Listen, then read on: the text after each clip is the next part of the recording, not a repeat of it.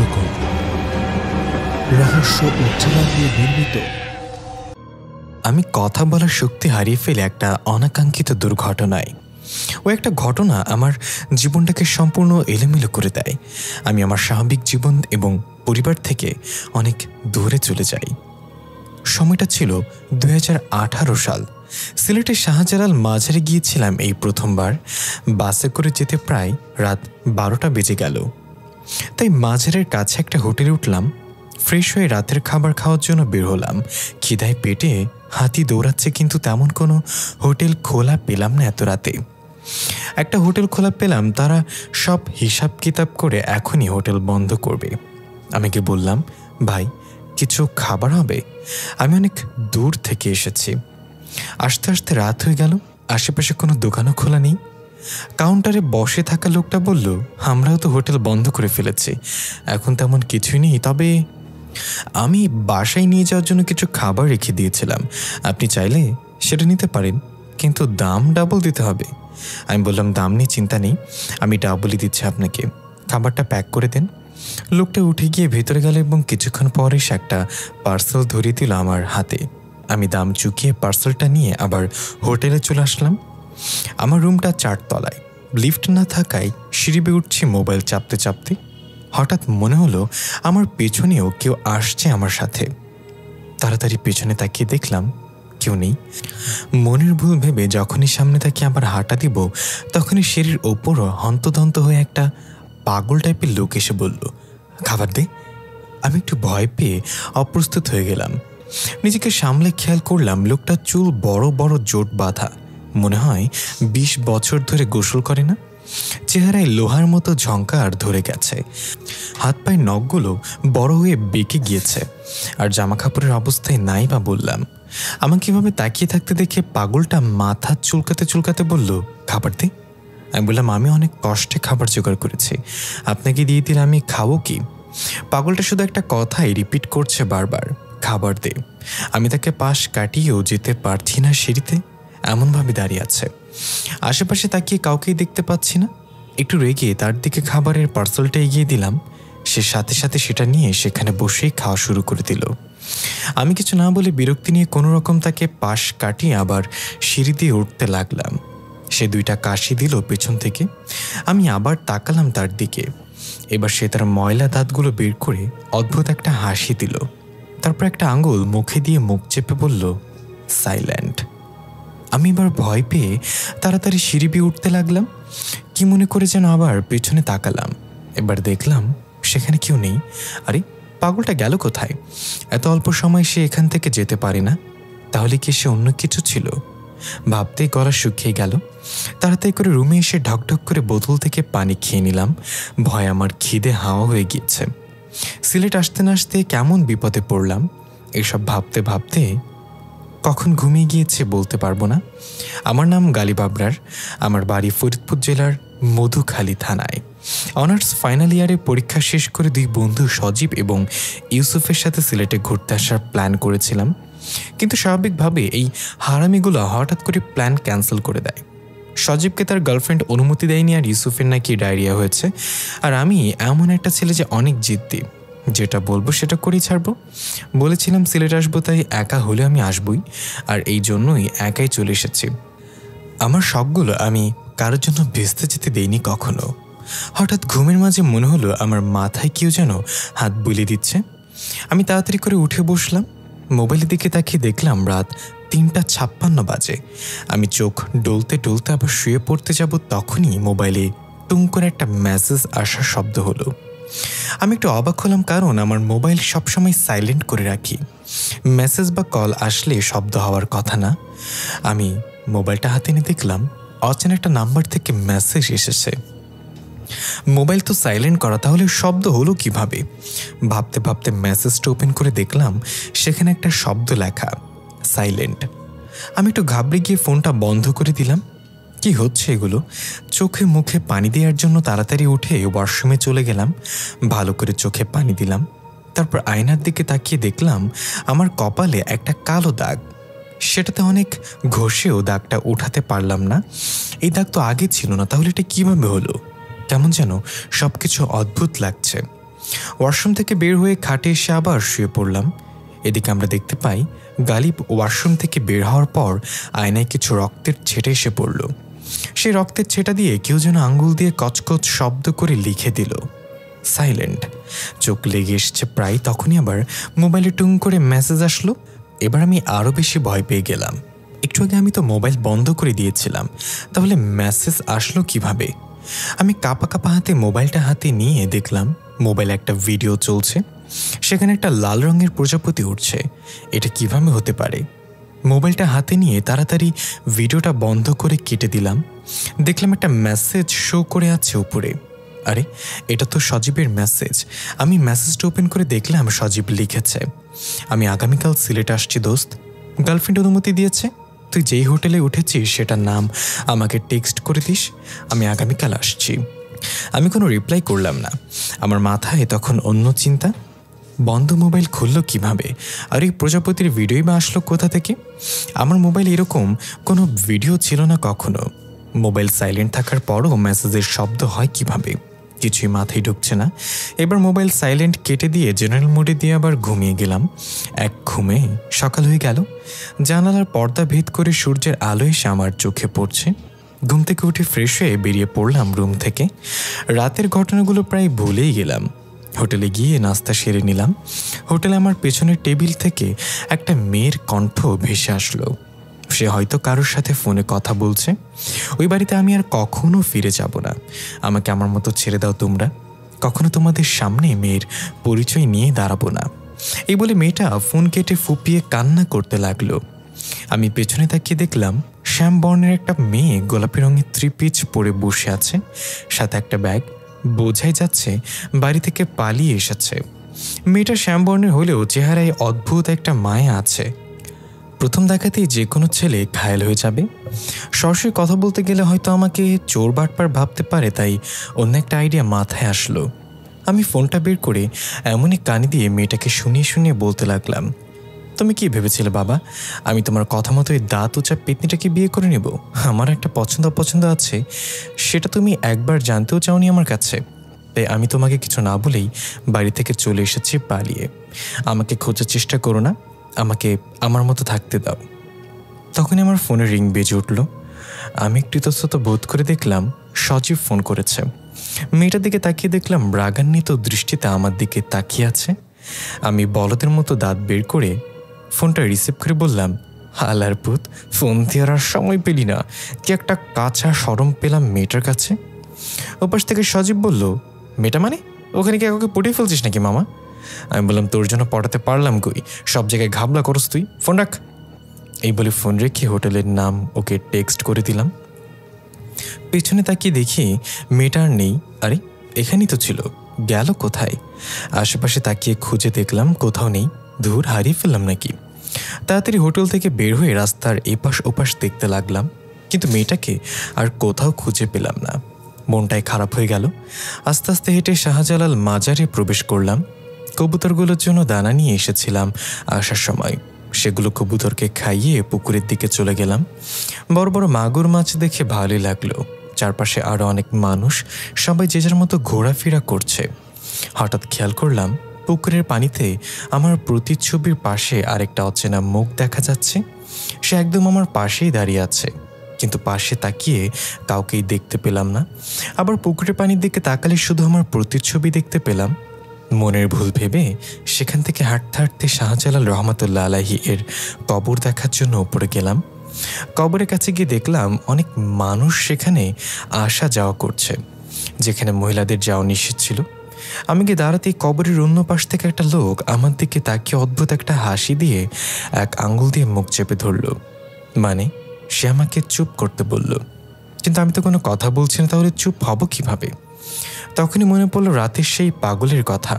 সেও ঠিক এভাবেই মুখে আঙ্গুল দিয়ে বলেছিল, সাইলেন্ট। আমি একটু ভয় পেয়ে গেলাম এবং তাড়াতাড়ি করে সেখান থেকে চলে আসলাম।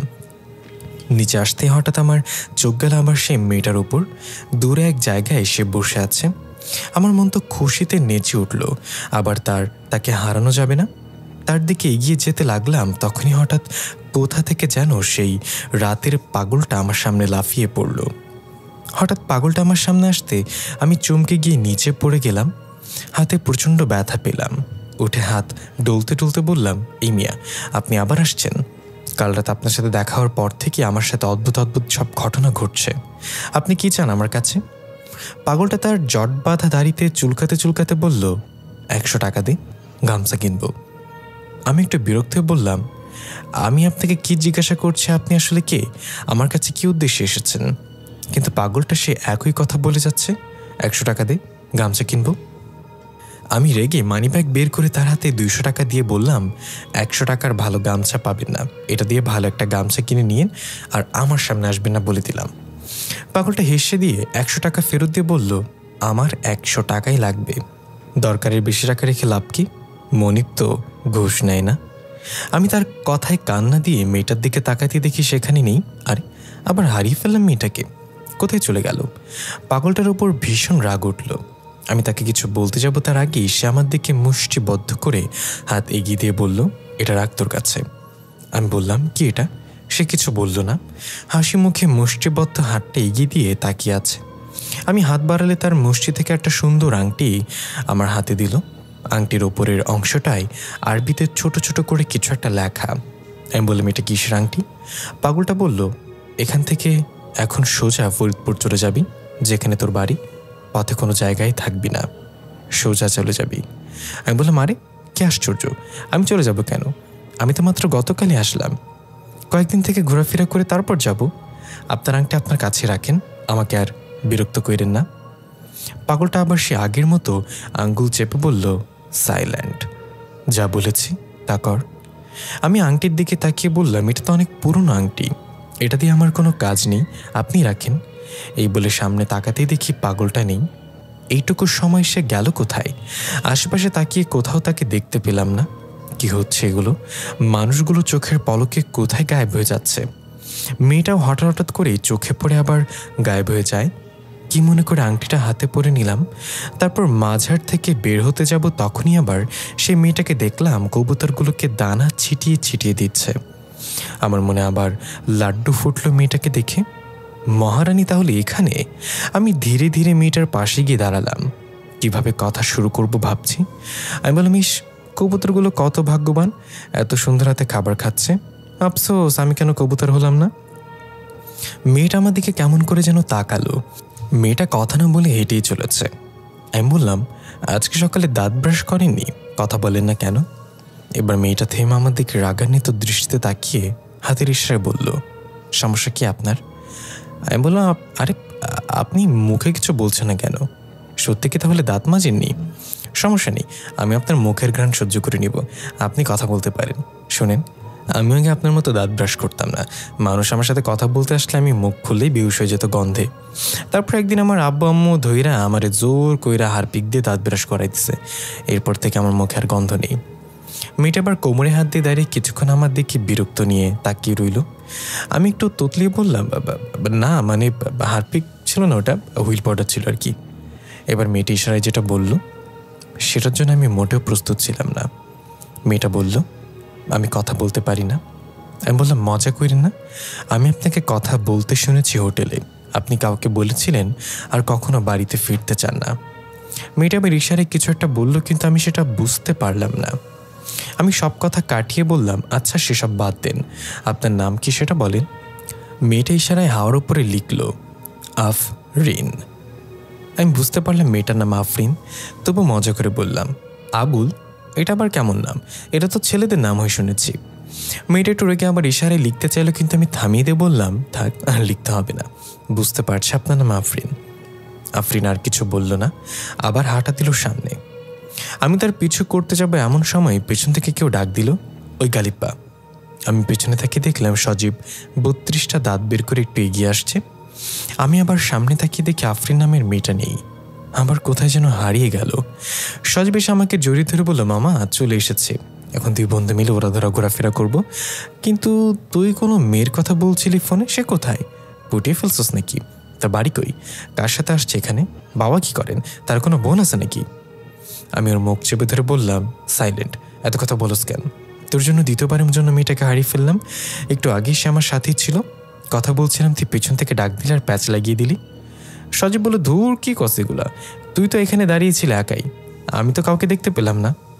আমি বললাম, তুই তো কানা, তুই দেখবি কেমনে, এখন চল হোটেলে যাই, ফ্রেশ হয়ে বিকেলে বের হব। আমরা হোটেলে চলে আসলাম।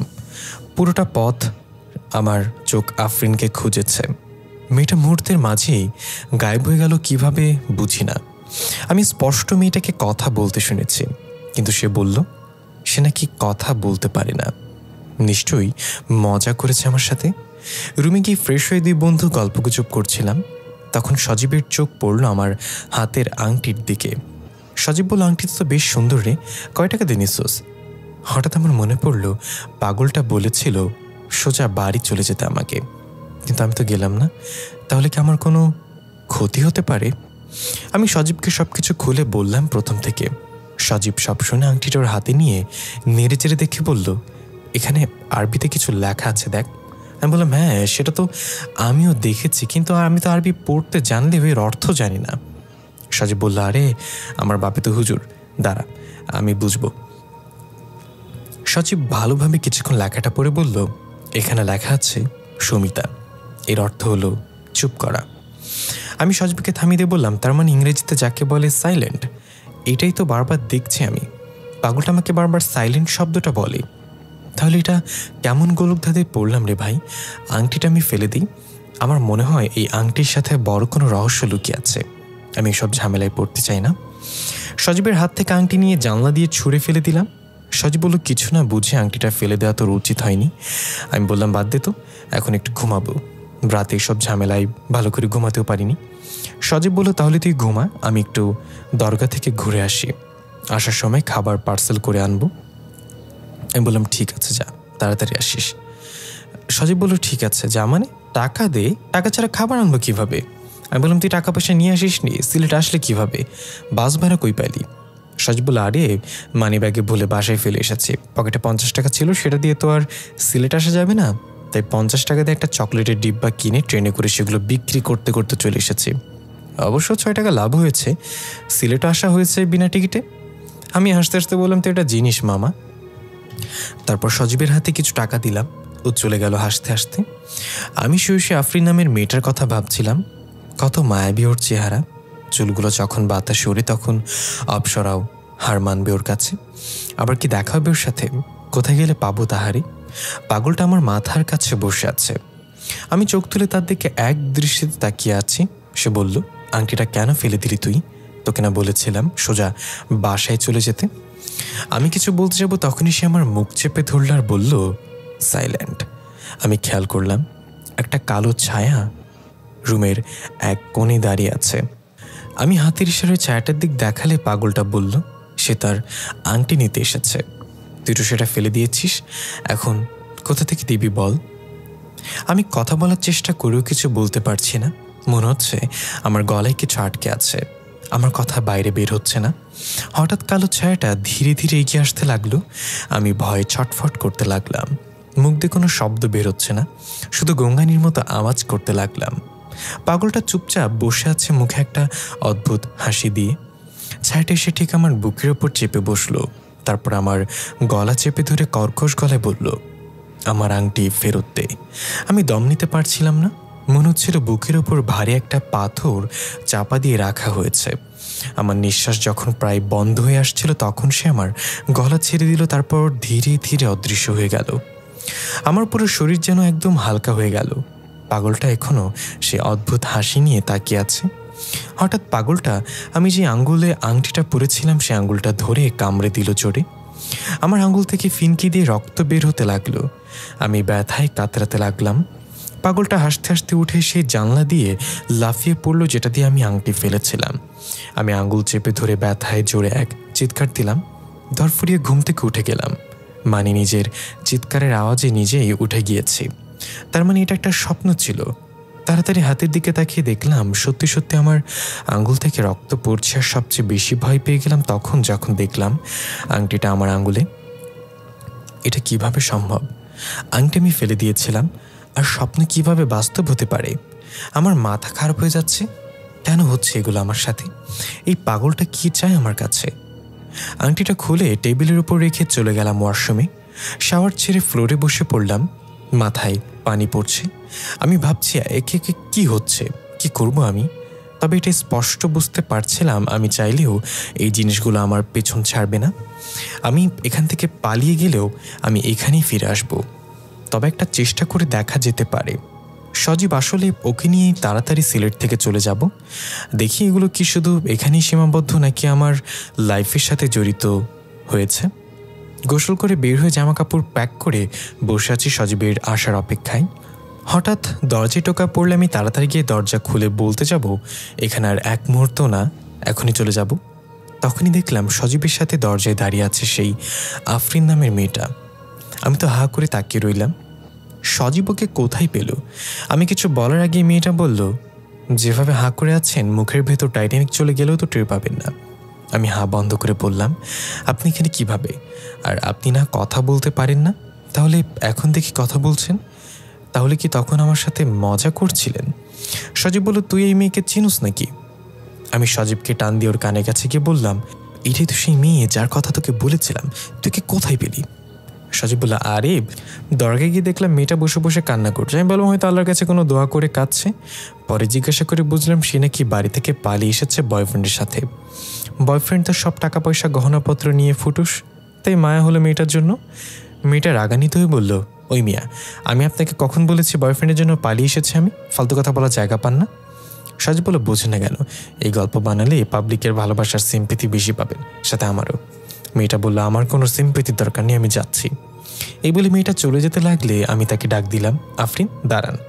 মেয়েটা থমকে দাঁড়িয়ে আমার দিকে অবাক দৃষ্টিতে তাকিয়ে বলল, এই নাম আপনি কিভাবে জানেন? আমি বললাম, কি আশ্চর্য, এটা তো আপনার নাম। আপনি নিজে তো আমাকে এই নাম বলেছেন সকালে যখন মাঝারে দেখা হয়েছিল। আরও বলেছেন আপনি নাকি কথা বলতে পারেন না, ইশারায় সাইন ল্যাঙ্গুয়েজে কথা বলেছিলেন। মেয়েটা আরও অবাক হয়ে বলল, আমি আপনার সাথে আবার কখন কথা বললাম? আর আমার নাম আফরিন না, আমার নাম আতিয়া। আফরিন আমার বোনের নাম। আর আফরিন সত্যি সত্যি বোবা ছিল, কথা বলতে পারতো না। আমি অবাক হয়ে গেলাম মেয়েটার কথা শুনে। সব কিছু মাথার উপর দিয়ে যাচ্ছে। মেয়েটাকে রুমে নিয়ে আসলাম। মেয়েটা বলল তার খুব খিদে পেয়েছে। সজীব আসার সময় খাবারটা পার্সেল করে রুমে নিয়ে এসেছে, সেটাই তিনজন মিলে খেয়ে নিলাম। খেতে খেতে মেয়েটাকে জিজ্ঞাসা করলাম, আচ্ছা আপনি যদি আতিয়া হন তাহলে আপনার বোন আফরিন কোথায়? মেয়েটা বলল, আফরিন কয়েক মাস আগেই নিখোঁজ হয়ে যায়। অনেক খুঁজেও আমার বোনকে আর পাওয়া যায়নি। কয়েকদিন আগে আমার মোবাইলে টুং করে একটা মেসেজ আসলো। যদিও সবসময় আমার মোবাইল সাইলেন্ট মোডে থাকে, মেসেজটা ওপেন করে দেখি অচেনা একটা নাম্বার থেকে কেউ লিখেছে, silent girl crying in the garden, please help হার। মেসেজটা দেখে আমি তাড়াতাড়ি সেই অচেনা নাম্বারে কল করলাম, কিন্তু সেটা বন্ধ ছিল। আমি ঠিক বুঝতে পেরেছিলাম সাইলেন্ট গার্ল বলতে আমার বোনকেই বোঝানো হয়েছে। আর টি গার্ডেন তো শুধুমাত্র সিলেটে আছে। বাবা মাকে এই বিষয়টা জানালে তারা তেমন গুরুত্ব দেয়নি। তারা ভেবেছে হয়তো কেউ মজা করে এমন মেসেজ পাঠিয়েছে, কিন্তু আমার মন মানছিল না। আমার মনে হচ্ছিল আফরিন হয়তো সিলেটে আছে আর বিপদে আছে। তাই বাড়ির কাউকে না জানিয়ে আমি সিলেট থেকে চলে এসেছি বোনের খোঁজে। মেয়েটার কথা শুনে আমি আমার ফোন বের করে সেই সাইলেন্ট লেখা মেসেজটা দেখিয়ে বললাম, আমার মোবাইলে আমার একটা মেসেজ এসেছিল গতকাল রাতে। আপনার মতো আমার ফোনেও সাইলেন্ট মোডে ছিল, তবু মেসেজের শব্দ হয়েছে। এমনকি ফোন বন্ধ করে রাখার পরও কল এসেছে। দেখেন তো এই নাম্বার থেকে আপনার ফোনের মেসেজ গিয়েছিল কিনা। মেয়েটা ফোন নাম্বার দেখে বলল, হ্যাঁ এটাই সেই নাম্বার, কিন্তু আমি এখনও বুঝতে পারছি না আপনি কিভাবে আফরিনের নাম জানলেন। আপনার কথা অনুযায়ী আমার সাথে মাঝারে কথা বলেছিলেন। আমি আপনাকে বলেছিলাম আমার নাম আফরিন, তাহলে আমার কিছু মনে নেই কেন? সজীব বলল, আমি একটা কথা বলি, বিশ্বাস করলে করবি, না করলে নাই। আমার মনে হয় আফরিন মারা গেছে, আর আফরিনের আত্মা এই আতিয়ার শরীরে প্রবেশ করেছে। তাই সে কখনো আফরিন হয়ে থাকে, আবার কখনো আতিয়া হয়ে থাকে। আতিয়া বলে, চুপ করেন, কী সব আবল তাবল কথা বলছেন আপনি? আফরিন মারা গেছে মানে কি? এসব কথা যদি আবার বলেন তাহলে আপনার নকশা বদলে দিব আমি বললাম, একদম ঠিক, আবল তাবল কথা বললে আমিও তো নকশা বদলে দিব। এটা কি নাটক সিনেমা নাকি যে একজনের আত্মা আরেকজনের শরীরে প্রবেশ করবে? সজীব বিড়বিড় করে বলল, এমনভাবে রিয়াক্ট করতে তোর মনে হয় আমি তোদের কাছে 40 দাওয়াত চাইছি। যা, আর কথাই বলবো না। আতিয়া খাওয়ার শেষে চলে গেল ওয়াশরুমে। আমি সজীবকে ফিসফিস করে বললাম, তুই ঠিকই কইছস, আমারও মনে হয় এই মেয়ের মাঝে আফরিনের আত্মা প্রবেশ করেছে। সজীব আমার দিকে রাগান্বিত দৃষ্টিতে তাকিয়ে রইল। আমি বললাম, আরে ওর সাথে তাল না মিলালে ওকে পটাবো কেমনে, বুঝছ না কেন? প্রায় অনেকক্ষণ হয়ে গেল, আতিয়া ওয়াশরুম থেকে ফিরে আসছে না। আমি সজীবকে বললাম, কিরে খাবার কোন হোটেল থেকে আনছোস, খাবার ঠিক আছে নাকি? মেয়েটার আবার পেট খারাপ হয়ে গেল মনে হচ্ছে। সজীব কিছু বলতে যাবে তখনই ওয়াশরুম থেকে আতিয়ার চিৎকার ভেসে আসলো। আমরা তাড়াতাড়ি ডাক দিলাম, এই কি হয়েছে আপনার, দরজা খুলেন। কিন্তু ওপাশ থেকে আর কোনো শব্দ আসছে না। সজীব বলল, মেয়েটা মনে হয় জ্ঞান হারিয়ে ফেলেছে, দরজা ভাঙতে হবে তাড়াতাড়ি। আমি বললাম, মেয়েটা কি তোর বাপের বাড়ি যে ভাঙচুর করবি? দরজা ভাঙলে জরিমানা দিতে হবে। তারপর আবার ডাক দিলাম, আতিয়া দরজা খুলেন, কি হয়েছে আপনার? সজীব হালকা করে দরজা ধাক্কা দিয়ে দেখলো সেটা খোলাই আছে। তবুও ধীরে ধীরে উঁকি মারলাম, যেহেতু সে একজন মেয়ে, ভেতরে কি অবস্থা আছে জানি না। দরজা যখন পুরো খুললাম তখন আমরা দুজনে অবাক হয়ে গেলাম, ভেতরে আতিয়া ছিল না। সজীব তাড়াতাড়ি ভেতরে ঢুকে খুঁজতে লাগলো গোপনে কোনো দরজা আছে নাকি এখানে। মেয়েটা গেল কোথায়? যদি সে ওয়াশরুম থেকে বের হয়ে মেইন দরজা দিয়ে বেরিয়ে যেত তাহলে অবশ্যই আমাদের ক্রস করে তারপর যেতে হতো, কিন্তু সে যায়নি। তার মানে সে ওয়াশরুম থেকে বের হয়নি। তাহলে সে গেল কোথায়? সজীব বলে, আমি বলছিলাম ওর মাঝে একটা আত্মা আছে, নিশ্চয়ই আত্মা তাকে নিয়ে গেছে। আমি সজীবের কথার কোনো জবাব দিলাম না। হঠাৎ চোখ পড়ল পানির বেসিনে হালকা কিছু চুলের গুচ্ছ দেখা যাচ্ছে। আমার চোখ পড়তেই চুলগুলো ভেতরে চলে গেল। মনে হলো কেউ যেন টান দিয়ে সেটা নিয়ে গেল। মনের ভুল ভেবে ওয়াশরুম থেকে বের হয়ে সজীবকে বললাম, আর থাকা যাবে না এখানে, চল আমরা এখনই চলে যাব। সজীব বলল, কই যাবি? মাত্রই তো আসলাম সিলেট। আমি বললাম, বেঁচে থাকলে জীবনে আরও অনেকবার আসতে পারবো, এখানে সব কিছু কেমন যেন অদ্ভুত মনে হচ্ছে, তাড়াতাড়ি চল। সজীব আর কথা বাড়ালো না। আমরা দুজনেই হোটেল থেকে চেক আউট করে একটা সিএনজি নিয়ে চলে গেলাম রেল স্টেশনে। হঠাৎ মনে পড়লো সেই আংটিটা হোটেলেই টেবিলের ওপর ফেলে এসেছে। ভালোই হয়েছে, ওই আংটিটা আর পাগলটা সব কিছুর মূল। এখান থেকে চলে গেলেই সব ঠিক হয়ে যাবে। টিকিট কেটে ট্রেনে উঠে বসলাম। কিছুক্ষণ পর ট্রেন চলতে শুরু করলো। হঠাৎ আমার মাথায় একটা জিনিস আসলো, গতকাল থেকে আমার ফোনে সজীবের কল ছাড়া আর কারোর কল বা মেসেজ আসেনি। কেউ ফোন না দিলেও আমার মা অবশ্যই ফোন দিয়ে খোঁজ নিত একবার হলেও। ফোনটা বের করে দেখলাম সব ঠিকই তো আছে। তাহলে কারোর কল আসছে না কেন? এটা সজীবকে জানালে ও বলল, এত চিন্তা করিস না তো, ফোন আসনি তাতে কি হয়েছে, এখন তো বাড়িতে যাচ্ছিস, গেলেই সবার সাথে দেখা হবে। আমিও তেমন গুরুত্ব না দিয়ে ট্রেনের জানলা দিয়ে বাইরে তাকিয়ে রইলাম। হঠাৎ আমার চোখ পড়ল আতিয়া নামের মেয়েটা হাত নাড়িয়ে আমার দিকে বিদায় জানাচ্ছে। সজীবকে ডাক দিয়ে দেখতে নিলেই মেয়েটা কোথায় যেন গায়েব হয়ে গেল। মনের ভুল ভেবে আবার বসে রইলাম। কখন যে চোখ লেগে গিয়েছে টেরই পাইনি। আমি চা বাগানে হন্যে হয়ে দৌড়াচ্ছি আর কি যেন খুঁজছি। হঠাৎ পেছন থেকে কেউ আমার নাম ধরে ডাক দিল, গালি, কি খুঁজছো তুমি? আমি পেছনে থেকে দেখলাম পাগলটা দাঁড়িয়ে আছে, তার পেছনে দাঁড়িয়ে আছে আতিয়া। আমি কিছু বলতে যাবো তখনই পাগলটা বলল, আস আমার সাথে। এই বলে সে হাঁটা দিল। তার পেছনে আতিয়াও হাঁটতে লাগলো। আমিও মন্ত্রমুগ্ধের মতো তাদের পেছন পেছন যেতে লাগলাম। চা বাগানের আঁকাবাঁকা রাস্তা ধরে হেঁটে চলছি তাদের সাথে। কিছুক্ষণ পর তার একটা জায়গায় গিয়ে থামলো। পাগলটা আমাকে উদ্দেশ্য করে বলল, এই জায়গাটা ঘুরে দেখো তো, এখানে কি আছে। আমি দেখলাম সেই জায়গাটার মাটি খুব নরম, মনে হচ্ছে এখানে কিছু পুঁতে রাখা আছে। আমি তার কথা মতো ওই জায়গার মাটিগুলো হাত দিয়ে সরিয়ে দেখতে পেলাম একটা মানুষের মাথার খুলি আর কিছু হাড়গোড়। সবচেয়ে বেশি ভয় পেয়ে গেলাম যখন দেখলাম হাড়গোড়ের মাঝে হাতের আঙ্গুলে সে আংটিটা, মানে এই কঙ্কালটা যার, ওই আংটিটা তারই। আমি যখন পেছনে তাকিয়ে জিজ্ঞাসা করতে যাব এই কঙ্কালটা কার, তখন দেখি সেখানে কেউ নেই, না পাগলটা আছে আর না আতিয়া নামের মেয়েটা। হঠাৎ কঙ্কালের একটা হাত আমার গলা চেপে ধরল। আমি ভয় কোনোরকম তার থেকে নিজেকে ছাড়িয়ে সেখান থেকে উঠে দৌড় দিলাম। কিসের সাথে যেন উষ্টা খেয়ে দূরে গিয়ে পড়লাম। আমি ঘুম থেকে লাফ দিয়ে উঠে গেলাম। এটা কেমন স্বপ্ন ছিল? ওই কঙ্কালটা কার ছিল? আমি সজীব বলে ডাক দিতেই চারপাশে চোখ পড়ল। আরে আমি তো ট্রেনে নেই, আমি আবার সেই হোটেলে চলে এসেছি। এটা কিভাবে সম্ভব? দেখলাম আংটিটা আমার আঙ্গুলে।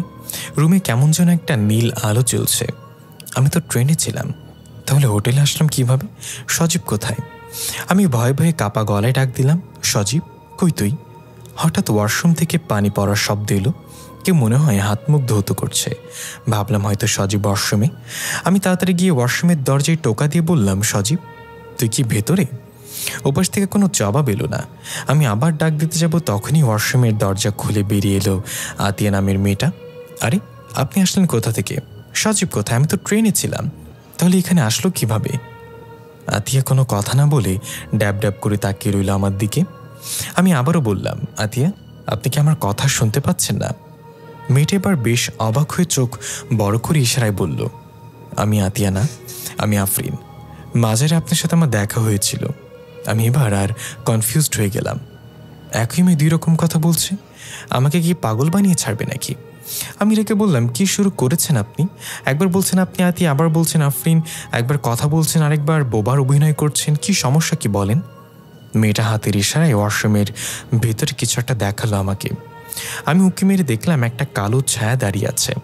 আমি তাকাতে খুব দ্রুত সেটা আয়নার মাঝে ঢুকে গেল। আমি ভয় পেয়ে বললাম, এটা কি ছিল? মেয়েটা হাসি মুখে ইশারায় বলল, আমিই ছিলাম এটা। আমি কিছু বুঝে ওঠার আগেই মেয়েটা আমার গলা চেপে ধরে ভয়ঙ্কর এক রূপ ধারণ করে বলল, তুই কি ভেবেছিস এখান থেকে চলে গেলেই তুই মুক্তি পাবি? হঠাৎ আমার ঘুম ভেঙে গেল। আমি ধরফরিয়ে উঠে দেখলাম আমি তো ট্রেনেই বসে আছি। ট্রেন চলছে, পাশে সজীব ঘুমাচ্ছে। তার মানে স্বপ্নের মাঝে আমার ঘুম ভেঙেছিল, যেখানে আমি নিজেই নিজেকে সেই হোটেল রুমে দেখতে পাই। কিন্তু যখনই আমার চোখ নিজের হাতের দিকে পড়ল, তখন আমার সব ভুল ভেঙে গেল। আংটিটা আমার আঙ্গুলে আংটিটা দেখে চমকে গেলাম আমি। এটি তো হোটেলে রেখে এসেছিলাম। তাহলে কি সত্যি সত্যি আমি আবার হোটেলে গিয়েছিলাম? কিন্তু এটা তো একটা স্বপ্ন ছিল। কি হচ্ছে এগুলো?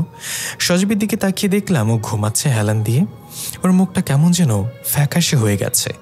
আমি ওর হাতে টাচ করে ডাক দিলাম, সজীব ওঠ। এ কি, ওর হাত এত ঠান্ডা কেন? আমি হাত সরিয়ে নিয়ে ডাক দিলাম, সজীব কি হয়েছে তোর? সজীব ধরফরিয়ে উঠে বলল, কি হয়েছে, চলে এসছি নাকি? আমি একটা স্বস্তি নিঃশ্বাস নিয়ে বললাম, না, এখনো পৌঁছায়নি। একটা ভয়ঙ্কর ব্যাপার ঘটে গেছে। তারপর আমি তাকে ওই স্বপ্নের কথা বললাম আর হাতের আংটিটাও দেখালাম। সজীব তেমন রিয়াক্ট না করে হাই তুলে বলল, হয়তো আসার সময় হাতে পরিয়ে নিয়েছিলি আংটি, এগুলো নিয়ে এত চিন্তা করিস না, বাসায় গেলেই সব ঠিক হয়ে যাবে। আমিও ভাবলাম হয়তো সত্যি আসার সময় আংটিটা হাতে পরে নিয়েছিলাম। মাথা থেকে সব ঝেড়ে ফেলে দিয়ে বললাম, তোর গার্লফ্রেন্ড মুস্কানের কি খবর? সিলেট আসার পর তো একবারও ফোন দিল না, অন্য সময় তো শুধু দৌড়ের ওপর রাখে তোকে।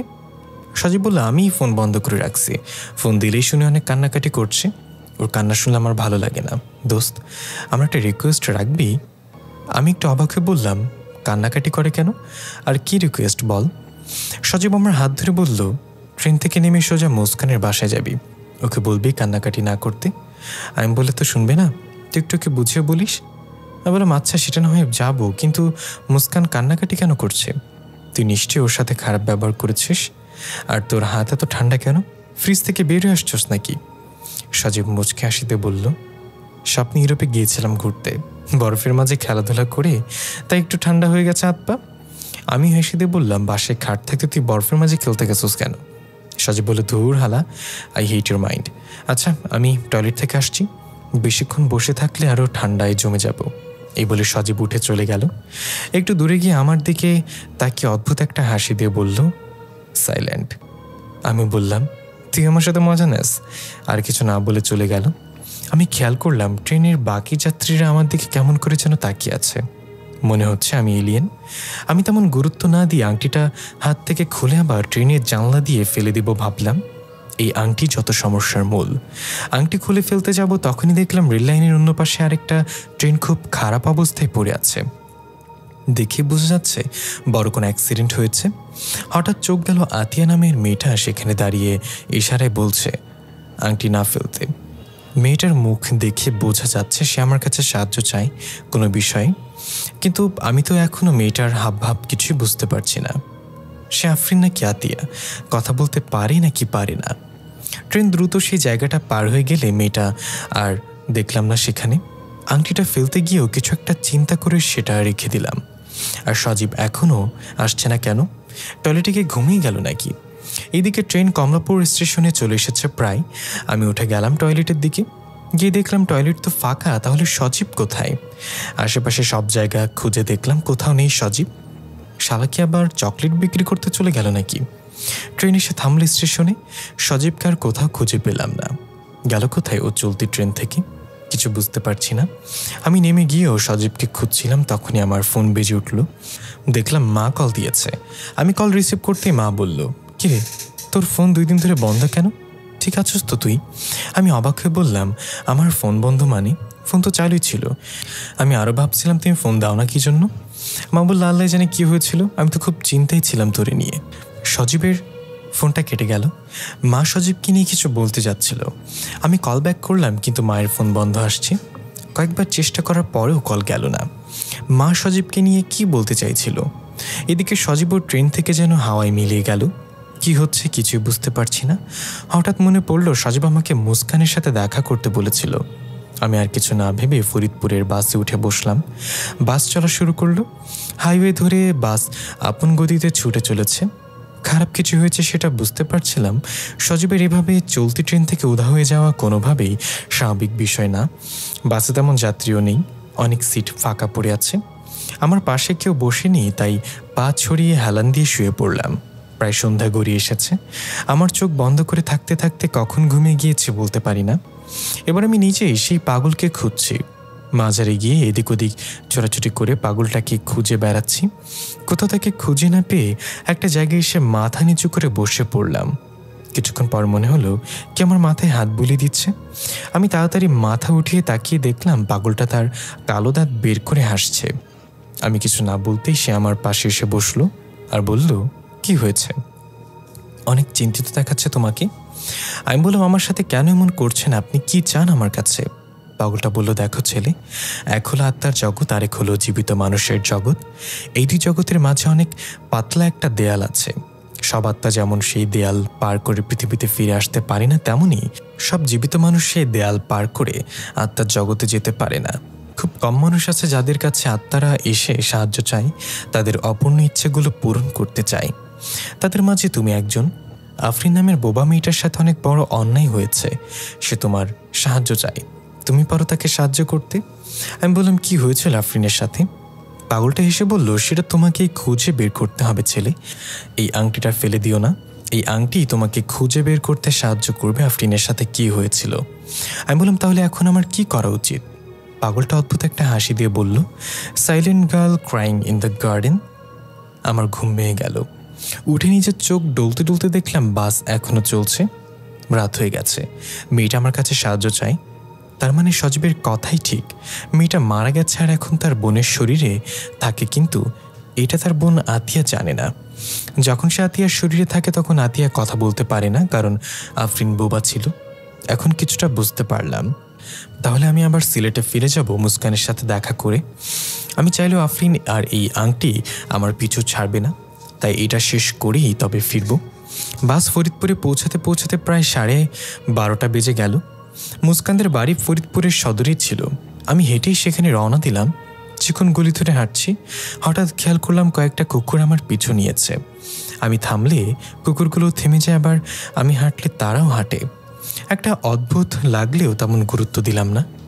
হঠাৎ কানে এলো কেউ চুকচুক করে কিছু একটা খাচ্ছে। আমি থেমে গেলাম। পেছনে তাকিয়ে দেখলাম কুকুরগুলো নেই। খাওয়ার শব্দটা পাশের ডাস্টবিন থেকে আসছে। আমি সেদিকে এগিয়ে গেলাম ধীরে ধীরে। কেমন একটা অদ্ভুত শব্দ করে খাচ্ছে কিছু। আমি ডাস্টবিনের সামনে গিয়ে দেখলাম একটা লোক উল্টো ঘুরে বসে ডাস্টবিন থেকে কিছু একটা নিয়ে শব্দ করে খাচ্ছে। তার মুখটা দেখতে পাচ্ছিলাম না। ভাবলাম হয়তো ফকির মিসকিন হবে, পেটের ক্ষুধায় ডাস্টবিন থেকে খাবার তুলে খাচ্ছে।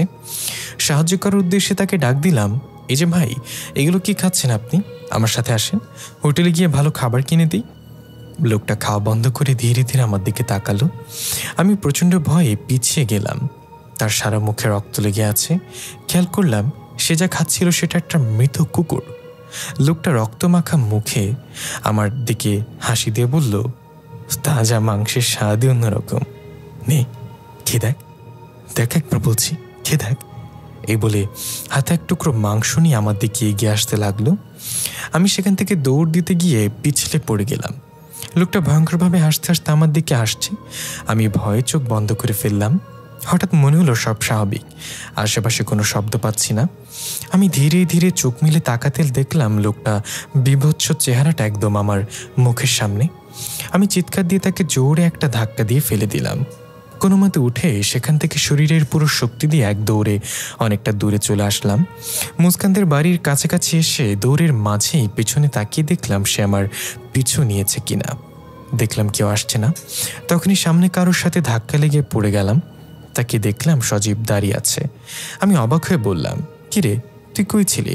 ট্রেন থেকে হঠাৎ কোথায় উদা হয়ে গেলি? সজীব বলল, আমি তো টয়লেট থেকে ফিরে এসে তোকে পেলাম না, ট্রেন থেকে নেমেও তোকে পেলাম না। তুই কোথায় চলে গিয়েছিলি? তোকে না পেয়ে আমি একাই চলে এসেছি। আমি বললাম, ফাজলামো করার জায়গা পাস না। আচ্ছা শোন, তুই সঠিক ছিলি তখন। আফরিন নামের বোবা মেয়েটা সত্যি মারা গেছে। তাকে সাহায্য করার জন্য আমাকে আবার সিলেট ফিরে যেতে হবে। সজীব খুব শান্তভাবেই বলল, সেটা আমি আগেই জানতাম। আচ্ছা সে না হয় যাওয়া যাবে, এখন গিয়ে মুস্কানের সাথে দেখা কর, ওকে বল কান্নাকাটি না করতে। ওর কান্নার জ্বালায় আমি ওর সামনেও যেতে পারছি না। আমি বললাম, তুই আমার সাথে আয়, দেখি তুই কি আকাম করছিস যে মেয়েটা এত কান্না করছে, চল। সজীব বলল, আমি এখানে আছি, ওর কান্না থামলে আমি চলে আসবো, তুই ওকে গিয়ে একটু বুঝিয়ে বল। আমি বললাম, ঠিক আছে তাহলে থাক, আমি গিয়ে দেখি কি হয়েছে। তোর গার্লফ্রেন্ড মানে তো আমারও গার্লফ্রেন্ড, তাই আমার একটা দায়িত্ব আছে তো। সজীব বলল, হ্যাঁ আল্লাহর পুত, সর এখান থেকে, আমি তোরে যা বলছি তা কর। আমি হাসতে হাসতে চলে গেলাম মুস্কানদের বাসায়। সজীব এক অদ্ভুত চাহনিতে তাকিয়ে আছে পেছন থেকে। আমি গিয়ে দরজার কলিং বেল চাপলাম। সজীবকে এখান থেকে স্পষ্ট দেখা যাচ্ছে, এক মনে কোনো নাড়াচাড়া না করে তাকিয়ে আছে। এত রাতে কাউকে বিরক্ত করার কোনো ইচ্ছাই ছিল না আমার, কিন্তু আমার হাতে সময় নেই। আমি এখান থেকে আবার চলে যাব সিলেট, এটা শেষ না করা পর্যন্ত আমার শান্তি হবে না। মুস্কানের মা হাই তুলতে তুলতে দরজা খুলে দিল। আমাকে দেখেই বলল, গালি তুমি এত রাতে? আমি বললাম, জি আন্টি। মুস্কান কোথায়? আন্টি মন খারাপ করে বলল, কান্না করতে করতে একটাকে ঘুমিয়েছে মেয়েটা, সজীবকে হারিয়ে পাগলের মতো হয়ে গেছে, কয়েকদিন ধরে নাওয়া খাওয়া সব বন্ধ করে দিয়েছে। আমি অবাক হয়ে বললাম, সজীবকে হারিয়ে মানে? তখনই ভিতরে রুম থেকে মুস্কান বেরিয়ে এলো আর বলল, কে এসছে আম্মু? আমাকে দেখে কান্নায় ভেঙে পড়লো মুস্কান আর বলতে লাগলো, সজীব আমাদের সবাইকে ছেড়ে চলে গিয়েছে, আর আপনি তার বন্ধু হয়ে এখন আসছেন? এই 2 দিন বন্ধুর একটা খোঁজও নেননি? আমি কিছুই বুঝতে পারছি না, মুস্কান এসব কি বলছে? সজীব কোথায় যাবে? আমি বললাম, কি বলছো এসব? সজীবের কি হয়েছে? আন্টি বলে, সত্যি কি তুমি জানো না গালিব? আমি বললাম, কি জানবো আন্টি, কি হয়েছে? আন্টি বলে, 2 দিন আগে সজীব যে ট্রেন দুর্ঘটনায় মারা গেছে সেটা কি তুমি জানো না? আমি যেন আকাশ থেকে পড়লাম। আমি তোতলানো কণ্ঠে বললাম, সজীব মারা গেছে? কি বলছেন আন্টি এগুলো? মুস্কান, তোমাদের মাথা খারাপ হয়ে গিয়েছে নাকি? ওই তো সজীব ওইখানে দাঁড়িয়ে আছে। এই বলে বাইরে তাকাতে দেখি সেখানে কেউ নেই। আমি যেন পাথরের মতো হয়ে গেলাম সজীবের মৃত্যুর কথা শুনে। এটা কিভাবে হতে পারে? সজীব একটু আগেও আমার সাথে ছিল। মাথায় একটা চক্কর দিল। আমি দরজার সামনেই পড়ে গেলাম। আন্টি আর মুস্কান মিলে আমাকে সোফায় নিয়ে বসালো, পানি এনে দিল। পানি খাওয়ার পর কিছুটা শান্ত হয়ে বললাম, কিভাবে হলো এটা? মুস্কান বলল, আপনার সাথে সিলেট না যেতে পেরে সজীবের মন অনেক খারাপ ছিল ভাইয়া, তাই আমি ওকে বলেছিলাম সিলেট যেতে, যাতে ওর মন ভালো হয়। বিশ্বাস করেন ভাইয়া, ও এত খুশি হয়েছিল যে আমি আগে কখনো ওকে এত খুশি দেখিনি। সজীব চলে যাওয়ার পর আমি ওকে বারবার ফোন দিয়ে জিজ্ঞাসা করছিলাম পৌঁছেছে কিনা। শেষবার যখন ওর সাথে আমার কথা হয় তখন বলেছিল ট্রেনে আছে, কিন্তু কিছুক্ষণ পর যখন আমি ওকে কল দিই তখন আর ও ফোন রিসিভ করে না। আমার চিন্তা বাড়তে লাগলো। কয়েকবার ট্রাই করার পরও সজীব ফোন তুলল না। হঠাৎ আম্মু চিৎকার করে বলল, সিলেটকে আমি ট্রেন অ্যাক্সিডেন্ট হয়েছে একটু আগে, টিভিতে খবরে দেখাচ্ছে। টিভিতে দেখার পরে আমি আম্মুর কথা শুনে পাগলের মতো দৌড়ে গেলাম। সত্যি সত্যি ভয়ঙ্কর অ্যাক্সিডেন্ট হয়েছে। আমি কান্না করতে করতে বারবার সজীবকে কল দিয়ে যাচ্ছিলাম, সজীব ফোন তুলছে না। অনেকক্ষণ পর ফোন রিসিভ হলো। ওপাশ থেকে অন্য কেউ বলল, এই ফোনের মালিক ঘটনাস্থলেই মারা গিয়েছে, আপনি যদি তার পরিচিত কেউ হন তাহলে দয়া করে এসে লাশ শনাক্ত করে নিয়ে যান। এটা শুনে আমি সেখানে জ্ঞান হারিয়ে পড়ে যাই। সজীব মারা গেছে এটা আমি কিভাবে মেনে নেব? ইতিমধ্যে সজীবের বাবা মাও খবর পেয়ে গিয়েছে। আমরা সবাই সেখানে গিয়ে সজীবের সাদা কাপড়ে মোড়ানো লাশ নিয়ে বাড়ি ফিরলাম। আমার দুনিয়া যেন থেমে গেল ভাইয়া। আমি কেন ওকে সিলেট যেতে বললাম? আমি যদি জানতাম এমন কিছু হবে তাহলে কি নিজের কাছে ধরে রাখতাম। এটুকু বলে মুস্কান আবার কান্নায় ভেঙে পড়ল। আমি তো এখনো বিশ্বাস করতে পারছি না সজীব আর নেই। নিজের সবচেয়ে ভালো বন্ধু আমার সাথে মৃত্যুর পরও দেখা দিয়েছিল। আমার চোখ দিয়েও পানি চলে এলো। 2 দিন আগের সব কথা আমার মনে পড়তে লাগলো। সজীব আমার সাথে হোটেলে, কিন্তু হোটেলের কাউন্টারে ছেলেটা সজীবের কোনো ছবি বা আইডি কার্ড চায়নি। সজীব আতিয়া নামের মেয়েটাকে রুমে নিয়ে এসেছিল। মেয়েটা সজীবকে না চিনেই তো ওর সাথে রুমে আসবে না, তার মানে আতিয়া সজীবকে চিনে। ট্রেনে ওঠার সময় আমি টিকিট চেক করলেও সজীবের টিকিট চেক করা হয়নি। ট্রেনের বাকি যাত্রীরা আমার দিকে অদ্ভুতভাবে তাকিয়েছিল, তার মানে কেউ সজীবকে দেখতে পায়নি। তারা ভেবেছে আমি একা একাই কথা বলছি। সব মনে করে নিজের চেহারা চেপে ধরে কাঁদতে লাগলাম। আমি তখনও কেন বুঝলাম না সজীব আর নেই। সজীব আমাকে কিছু বলতে চেয়েছিল হয়তো। হঠাৎ আমার মনে পড়ল সেই পাগলের কথাগুলো। আত্মার জগৎ আর আমাদের জগতের মাঝে পাতলা একটা দেয়াল আছে। অপর ইচ্ছে পূরণ করার জন্যই আত্মারা মানুষকে দেখা দেয়। তাহলে কি সজীবের মৃত্যুর পেছনে অন্য কোনো কারণ আছে? ও কেন আমাকে দেখা দিল? আমি বললাম, সজীবের কবর কোথায় দেয়া হয়েছে? আন্টি বলল, ওদের পারিবারিক কবরস্থানে দেয়া হয়েছে। মুস্কান বারবার অনুরোধ করছিল কবরটা যেন এখানে দেয়া হয়, কিন্তু কেউ সেটা শোনেনি। আমি বললাম, আন্টি আমি মুস্কানের সাথে একটু কথা বলতে চাই। আন্টি বলল, ঠিক আছে, ওকে একটু বোঝাবো বাবা, মানুষ তো চিরকাল থাকে না, সবাইকে একদিন চলে যেতে হবে। কান্নাকাটি করলে সজীবের আত্মা আরও কষ্ট পাবে। এ বলে আন্টি ভেতরে রুমে গেল। আমি মুস্কানকে বললাম, এখন আমি এমন একটা কথা বলবো তোমাকে যা শুনলে তুমি বিশ্বাস করবে নাকি জানি না। সজীব এই 2 দিন আগে আমার সাথেই ছিল। ওর মৃত্যু হয়েছে সেটা আমি জানতাম না। এমনকি তোমাদের বাসায় আসার আগেও ওর সাথে আমি কথা বলেছি। ও বাইরে দাঁড়িয়েছিল। মুস্কান খুব অবাক হয়ে বলল, ভাইয়া কি বলছেন আপনি? তার মানে আমি যা দেখি তা আমার চোখের ভুল না? আমি বললাম, তুমি আবার কি দেখো? মুস্কান বলল, আমিও সজীবকে দেখতে পাই দূর থেকে, কাছে যেতেও অদৃশ্য হয়ে যায়। আমি তো ভেবেছিলাম এটা আমার মনের ভুল, কিন্তু সজীব আপনার সাথে ছিল এটা শোনার পর আমি বিশ্বাস করলাম সজীব কিছু বলতে চাই। আমি বললাম, এখানে কোনো কিছু নেই, আমাদের সব প্রশ্নের উত্তর সিলেট আছে। একটা বোবা মেয়ে, তার বোন, একটা পাগল আর সজীবের মৃত্যু, সব যেন একই সূত্রে গাঁথা। আমাকে সিলেট যেতে হবে। মুস্কান বলে, এত রাতে সিলেট কিভাবে যাবেন? কাল সকালে আপনার সাথে আমিও যাব। আমি বললাম, তোমার আম্মু কি তোমাকে অনুমতি দিবে? মুস্কান বলল, সেটা আমি দেখে নিব। তারপর মুস্কান আমাকে একটা রুম দেখিয়ে দিল থাকার জন্য। আন্টিও তেমন কিছু বলল না। আমি ফ্রেশ হয়ে গিয়ে শুয়ে পড়লাম, কিন্তু কিছুতেই আমার ঘুম আসছে না। বারবার সজীবের চেহারাটা ভেসে উঠছে। এক পর্যায়ে বুঝতে পারলাম বাইরে থেকে কি আমার নাম ধরে ডাকছে, গালিব, এখন তোর ঘুমানোর সময় না। আমি তাড়াতাড়ি উঠে বসলাম। জানালার পর্দা টেনে বাইরে তাকিয়ে দেখলাম 3টা অবয়ব দেখা যাচ্ছে। আমি চোখ পরিষ্কার করে ভালোভাবে তাকাতেই বুঝতে পারলাম 3 জনের একজন হচ্ছে সজীব, আরেকজন সেই আতিয়া নামের মেয়েটা, আর অন্যজন সেই পাগলটা। তারা আমাকে হাতের ইশারায় ডাকছে। এবার আমি ভয় পেলাম না, তাড়াতাড়ি উঠে বাইরে চলে গেলাম। গিয়ে দেখলাম কেউ নেই সেখানে। আমি চিৎকার করে ডাকতে লাগলাম, সজীব কই তুই, সামনে আয়। আশেপাশে তাকাতেই দেখলাম কাউকে খুঁজে পেলাম না। আমি আরও জোরে চিৎকার করতে লাগলাম। চিৎকার শুনে মুস্কান এবং আন্টি দুজনেই বেরিয়ে এলো। আমাকে জিজ্ঞাসা করলো কি হয়েছে। তারা দুজনে খুব ভয় পেয়ে গেল। আমি বললাম, আমরা এখনই সিলেট চলে যেতে হবে, এখন আমার ঘুমানোর সময় না। কিছু একটা ভুল তো হয়েছে, সেটা সমাধান না করা পর্যন্ত আমার ঘুম হারাম। মুস্কান তার আম্মুর কাছে অনুমতি চাইলো আমার সাথে যাওয়ার জন্য। প্রথমে সোজা না করে দিলেও পরে রাজি হলো।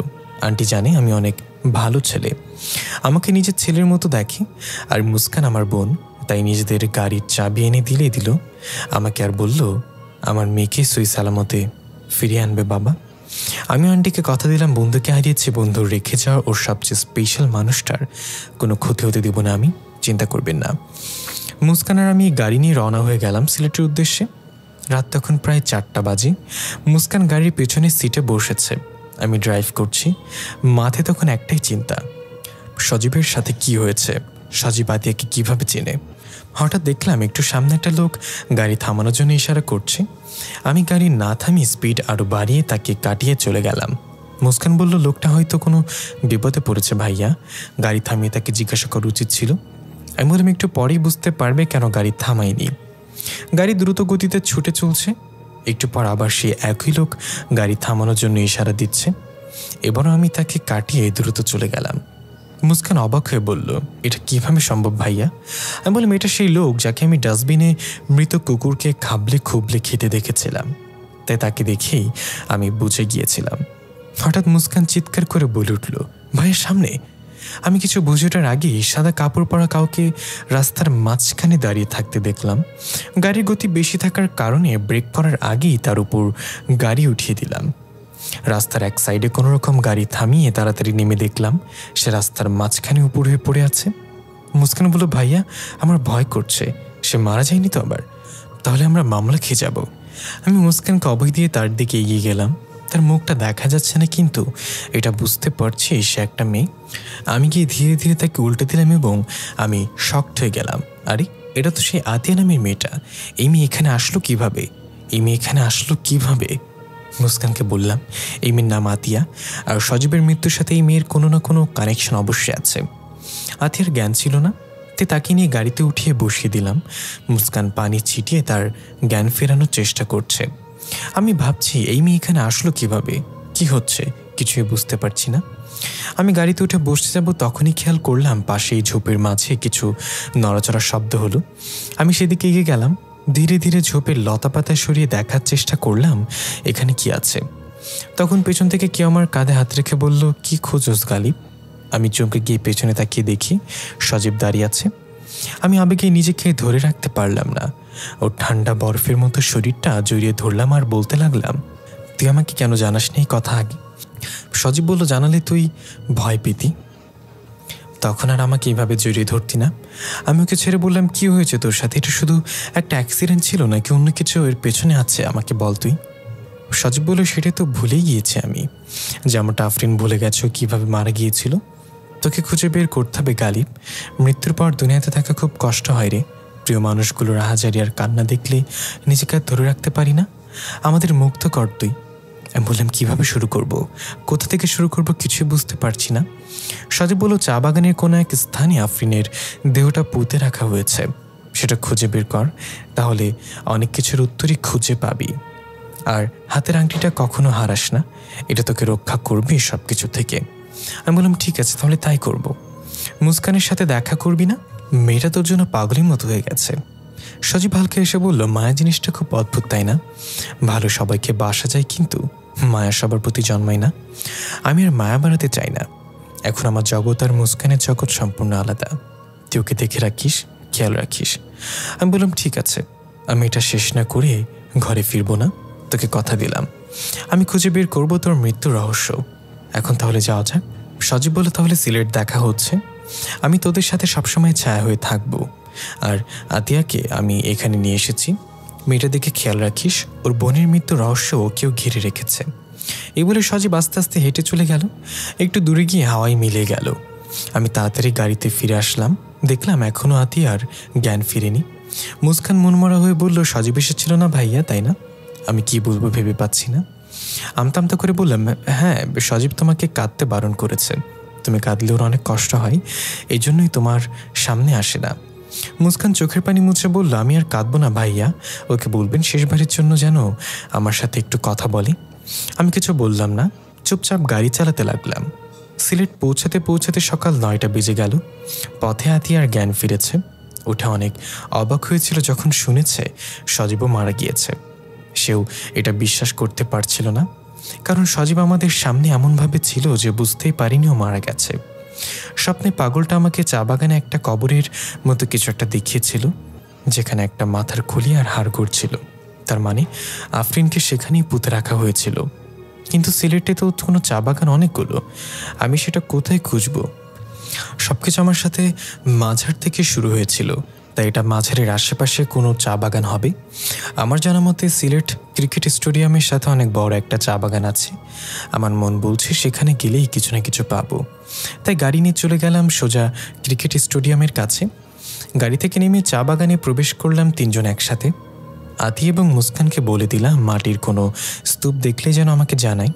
খুঁজতে খুঁজতে অনেকটা পথ পেরিয়ে গেলাম, কিন্তু তেমন কিছুই পেলাম না। ক্লান্ত হয়ে তিনজনই একটা জায়গায় বসে পড়লাম। আশেপাশে আরও অনেক পর্যটক ঘোরাফেরা করছিল নিজেদের মতো করে।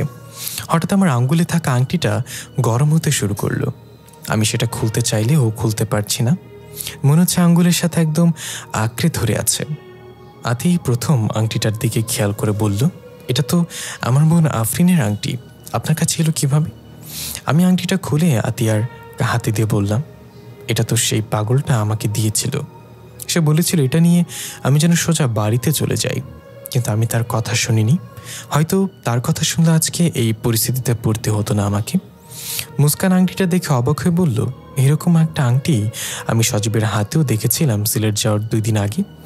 আমি জিজ্ঞাসা করেছিলাম এই আংটি সে পেল কোথায়। সজীব বলেছিল এটা সে কিনেছে দোকান থেকে। আমি অবাক হয়ে গেলাম। তার মানে সজীব এই আংটির কারণে আফরিনের সাথে জড়িয়ে গিয়েছে কোনোভাবে। আতিয়া আংটিটা নিয়ে কান্না করে দিল আর বলল, এই আংটিটা বাবা এনে দিয়েছিল আফরিনকে। আফরিন ছোটবেলা থেকেই কথা বলতে পারত না। ওর নাম আফরিন হলেও সবাই ওকে ডাকতো সাইলেন্ট গার্ল বলে। বাবা সৌদি আরব থেকে আরবিতে এই সাইলেন্ট লেখা আংটিটা এনে দিয়েছিল।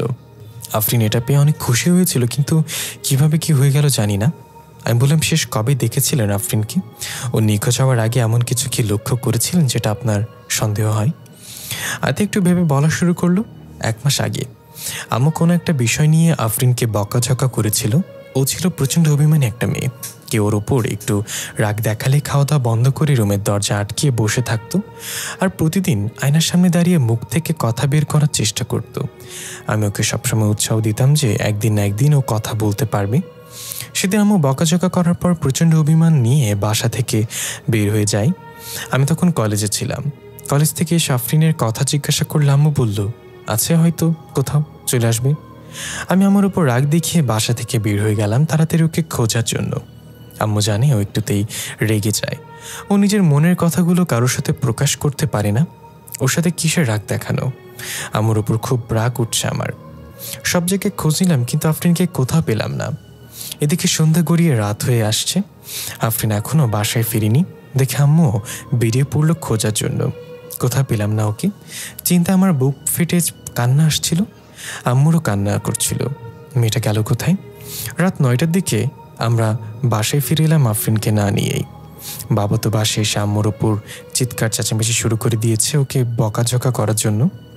বাবা থানায় মিসিং কমপ্লেন করার জন্য রওনা হবে, তখনই বাসার কলিং বেল বেজে উঠল। আমি তাড়াতাড়ি গিয়ে দরজা খুলে দিতেই দেখলাম আফরিন দাঁড়িয়ে আছে দরজায়। আমি ওকে জড়িয়ে ধরে কান্না করে দিলাম। আম্মু এসে জড়িয়ে ধরল, কিন্তু আফরিনের মাঝে যেন কোনো কিছুই ফিল হচ্ছে না। ও একটা রোবটের মতো দাঁড়িয়েছিল। কিছু একটা তো হয়েছে ওর সাথে। বারবার ওকে জিজ্ঞাসা করলেও তো তেমন কোনো কথা বলল না। বাবা বলল, ওকে একটু ছেড়ে দাও, কালকে না হয় শুনবো কি হয়েছে। আফরিন আস্তে আস্তে হেঁটেও রুমে চলে গেল। দেখে মনে হচ্ছিল ওকে অন্য কেউ নিয়ন্ত্রণ করছে। কিছুক্ষণ পর আমিও রুমে গেলাম। দেখলাম আয়নার সামনে বসে কথা বলার চেষ্টা করছে। মুখের ভেতর হাত দিয়ে কথা বের করে আনার জন্য ছটফট করছে। বিরক্ত হয়ে রেগে নিজের গলা নিজেই চেপে ধরল। আমি দৌড়ে গিয়ে ওকে শান্ত করে খাটে এনে বসিয়ে দিলাম। হাত ধরে বললাম, কি হয়েছে? সারাদিন কোথায় ছিলি? আমরা কত খুঁজেছিস জানোস তো কে? আম্মু না হয় রাগের মাথায় একটু বকাঝকা করেছে, তাই বলে এইভাবে বাসা থেকে চলে যাবি? আফরিন মিষ্টি একটা হাসি দিয়ে ইশারায় বলল, পরের বার গেলে আর ফিরে আসবো না। আফরিনের কথা শুধু আমি বুঝতে পারতাম, আর আমার সাথে সব কথা শেয়ার করত। আমি ছিলাম ওর বোন এবং সবচেয়ে ভালো বন্ধু। আফরিন কানে শুনতে পেত না, কিন্তু ওর একটা ট্যালেন্ট ছিল। মানুষের মুখের দিকে তাকিয়ে তার কথা বলার ধরন দেখে বুঝে নিতে পারত সে কি বলছে। আমি বললাম, তোকে আর কোথাও যেতে দেব না। আমরা 2 বোন, একে অপরকে ছাড়া অপূর্ণ। আর এমন করবি না, ঠিক আছে? আফরিন কিছু বলল না। একটা অদ্ভুত হাসি দিয়ে ওর হাতের আংটিটার দিকে তাকালো। আমি বললাম, সত্যি করে বলতো, তুই কোথায় ছিলি? সব জায়গায় খুঁজেছি তোকে, তাহলে পেলাম না কেন? আফরিন ইশারায় বলতে লাগলো, আমি আমাদের বাজারের পাশে গণকবরস্থানের ভিতরে ছিলাম। মৃত মানুষগুলো আমার মতো কথা বলতে পারে না, তাই তাদের সাথে গল্প করতে গিয়েছিলাম। আমি একটু ভয় পেয়ে বললাম, কবরস্থানে ছিলি মানে? এই রাত্রেবেলায় সেখানে কি করছিলি? তোর ভয় করেনি?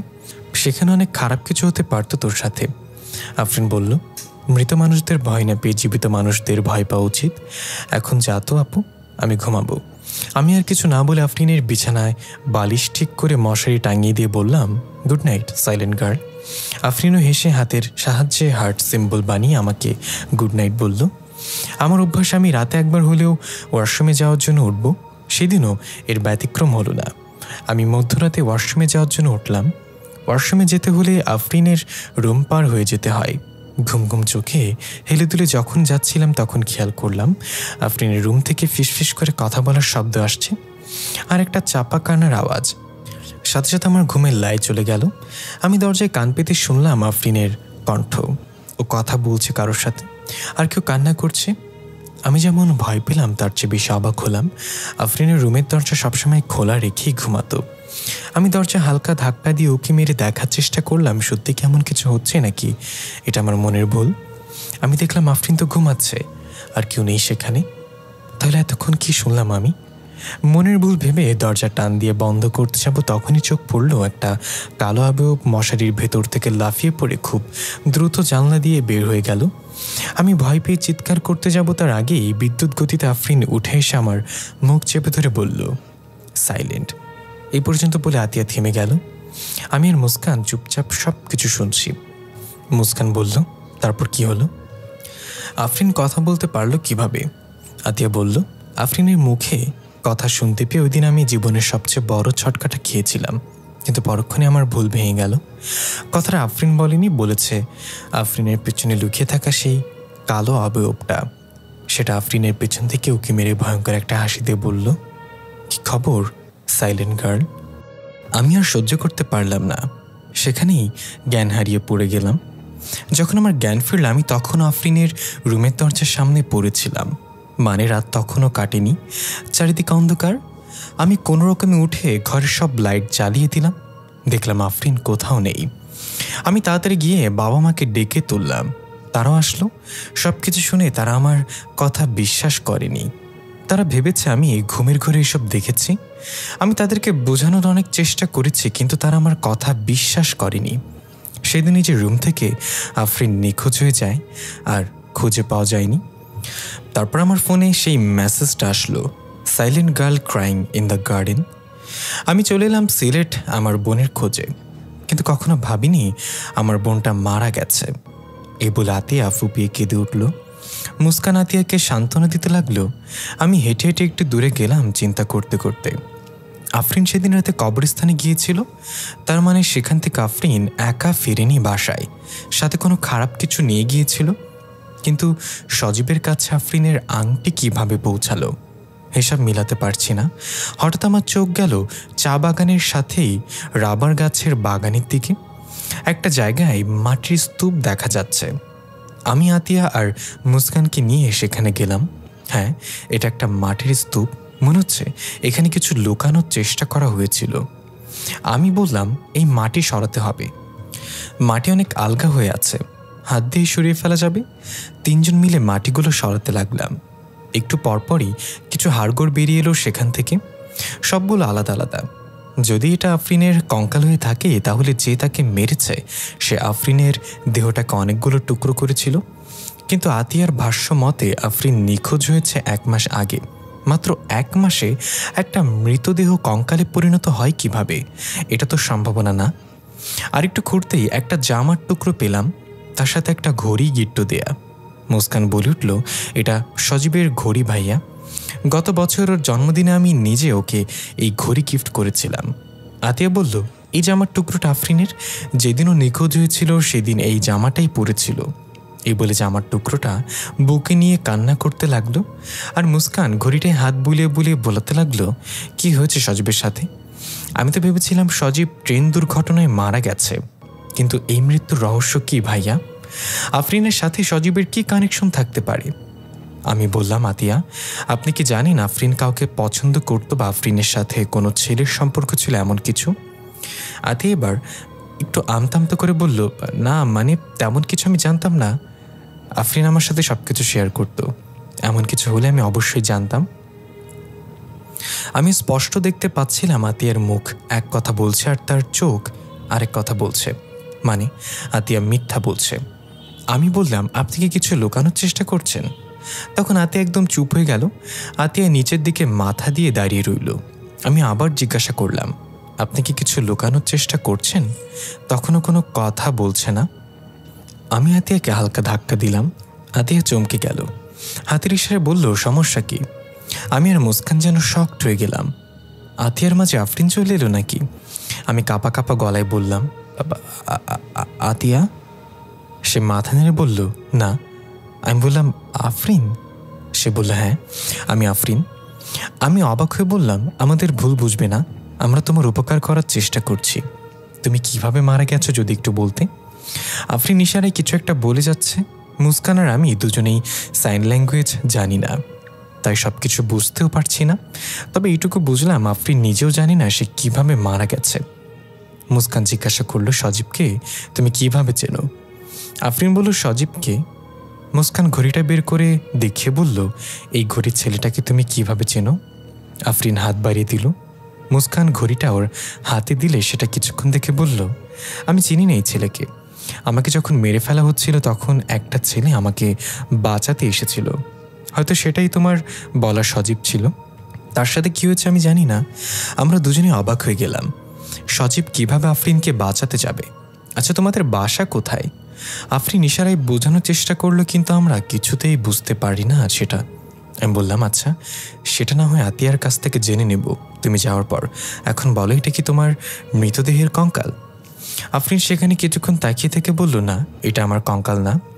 মুস্কান আর আমি দুজনে অবাক হয়ে গেলাম, এটা আফরিনের কঙ্কাল না মানে? তাহলে এটা কার কঙ্কাল? আফরিন এবারও হাতের ইশারায় কিছু বোঝানোর চেষ্টা করলো, কিন্তু আমরা বুঝলাম না। হঠাৎ মনে হলো কেউ আমাদেরকে দেখছে।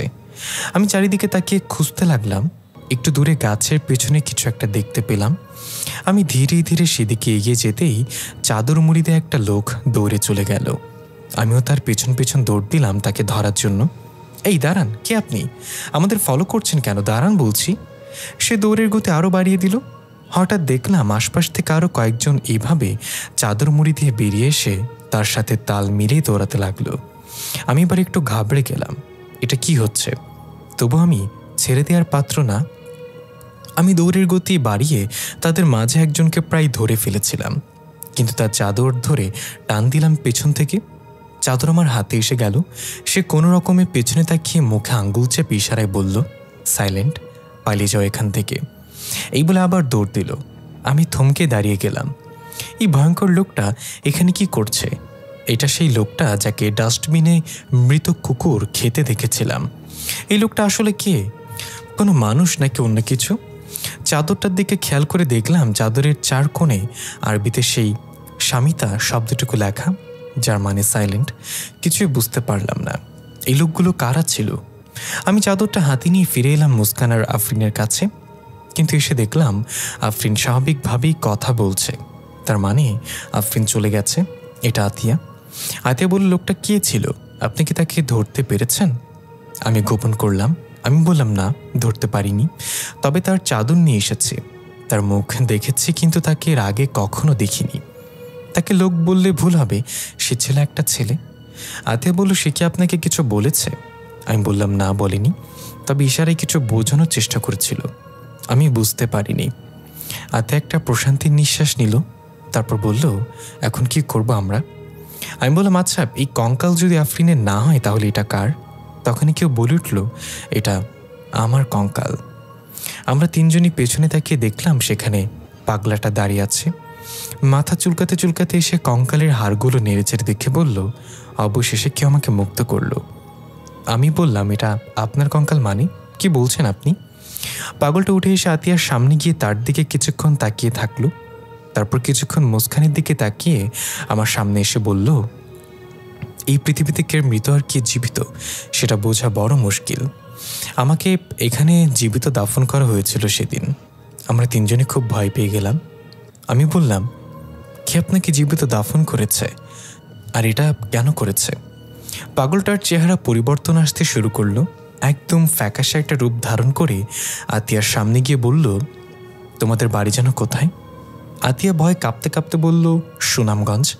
মুস্কান বলে উঠল, গালিব ভাই, আতিয়ার বাড়ি সুনামগঞ্জ হলে আপনার নিশ্চয়ই মনে আছে সজীব গত মাসে সুনামগঞ্জ গিয়েছিল ওর ফুপুর বাড়িতে। আমি বললাম, হ্যাঁ সেটা মনে আছে। তাহলে কি সজীবকে সুনামগঞ্জ থেকেই টার্গেট করা হয়েছে? আতিয়া, তুমি যদি কিছু গোপন করে থাকো তাহলে সেটা বলো আমাদের। পাগলটা বলল, ও তোমাদের কি বলবে? যা বলার আমি বলছি। পাগলটা বলা শুরু করলো।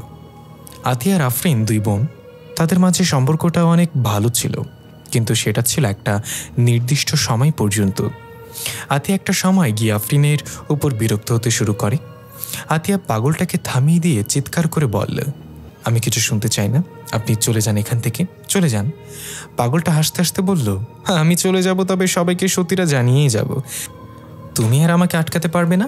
এই প্রথমবারের মতো কি আমার কঙ্কাল খুঁজে পেয়েছে, এখন আমি মুক্ত। আতিয়া আরও কিছু বলতে যাবে, তখনই পাগলটার হাত থেকে ধুলোর মতো কিছু একটা ফু দিয়ে আতিয়ার দিকে মারল। আতিয়ার সাথে সাথে জ্ঞান হারিয়ে মাটিতে পড়ে গেল। আমি তাড়াতাড়ি গিয়ে আতিয়াকে ধরে বললাম, আতিয়া কি হয়েছে, আপনি এটা কি করলেন ওর সাথে? আপনার মুখ থেকে কোনো সত্যি শুনতে চাই না আমরা। আপনি একটা পাগল, আপনি আমাকে আংটির দ্বারা এই বিপদে ফেলেছেন। আপনি যদি মুক্ত হন তাহলে চলে যান, আপনাকে আর দেখতে চাই না আমি। পাগলটা এসে বলল, ঠিক আছে আমি চলে যাচ্ছি, তবে যদি কখনো দরকার হয় তাহলে ওই আংটিতে 3টা চুমু দিয়ে 3বার সাইলেন্ট শব্দটা বলবে, তাহলে আমি চলে আসব। আমি বললাম, দরকার নেই আপনাকে, পাগল কোথাকার, চলে যান আপনি। সে একটা অদ্ভুত হাসিতে বলল, সব ধোকা, সাবধান, সব ধোকা।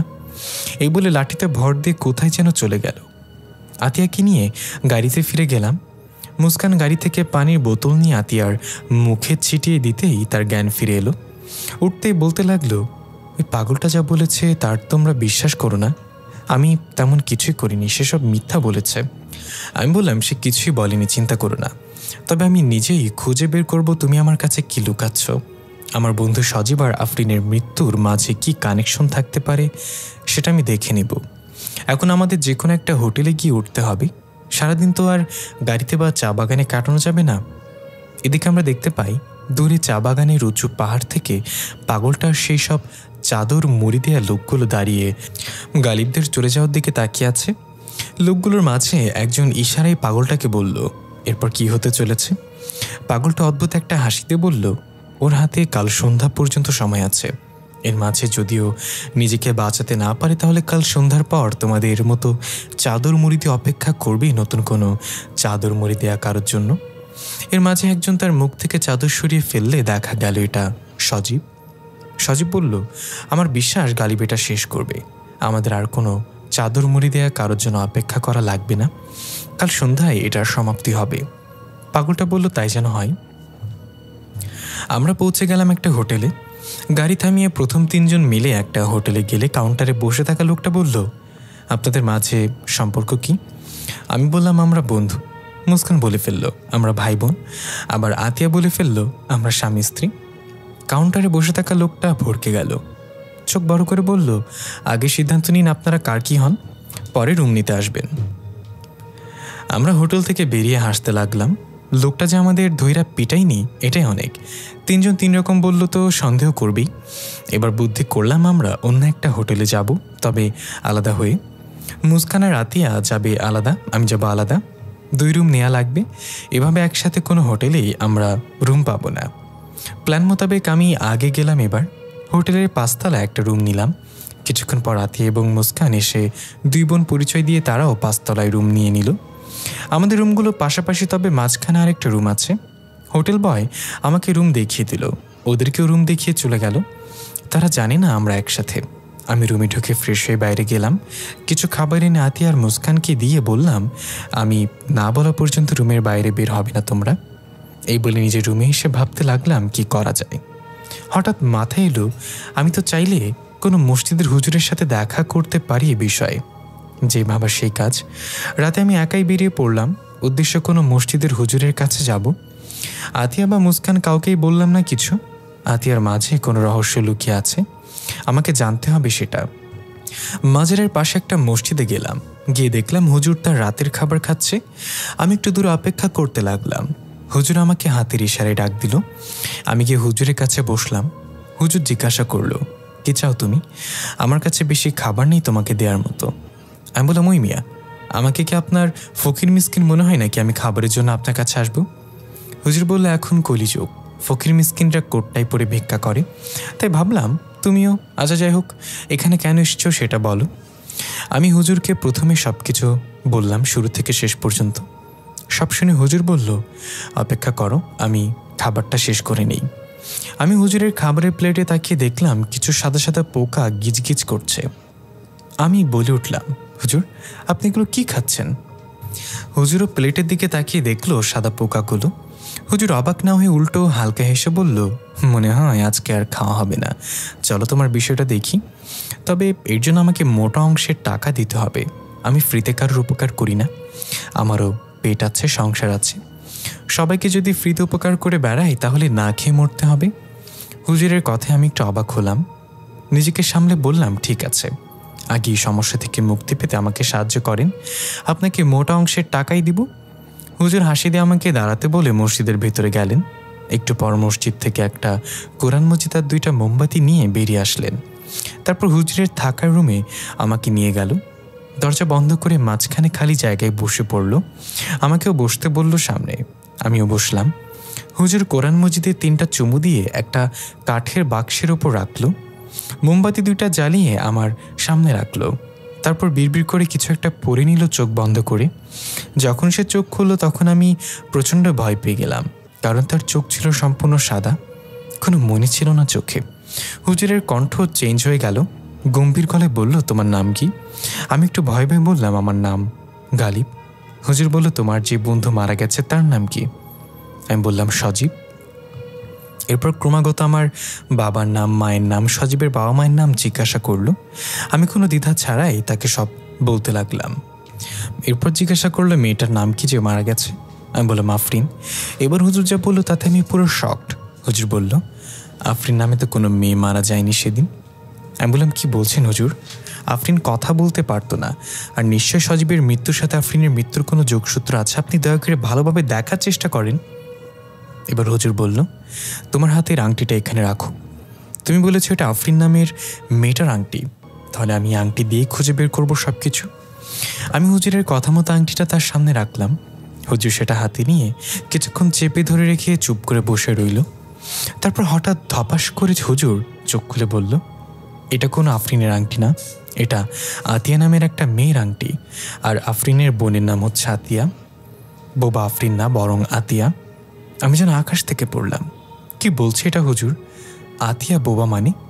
মাথা খারাপ হয়ে গিয়েছে নাকি? আমি বললাম, হুজুর আপনি কী সব বলছেন? আতিয়া এখনো হোটেল রুমে আছে মুস্কানের সাথে, আরও কথা বলতে পারে। আফরিন কথা বলতে পারতো না, আর আফরিন মারা গেছে।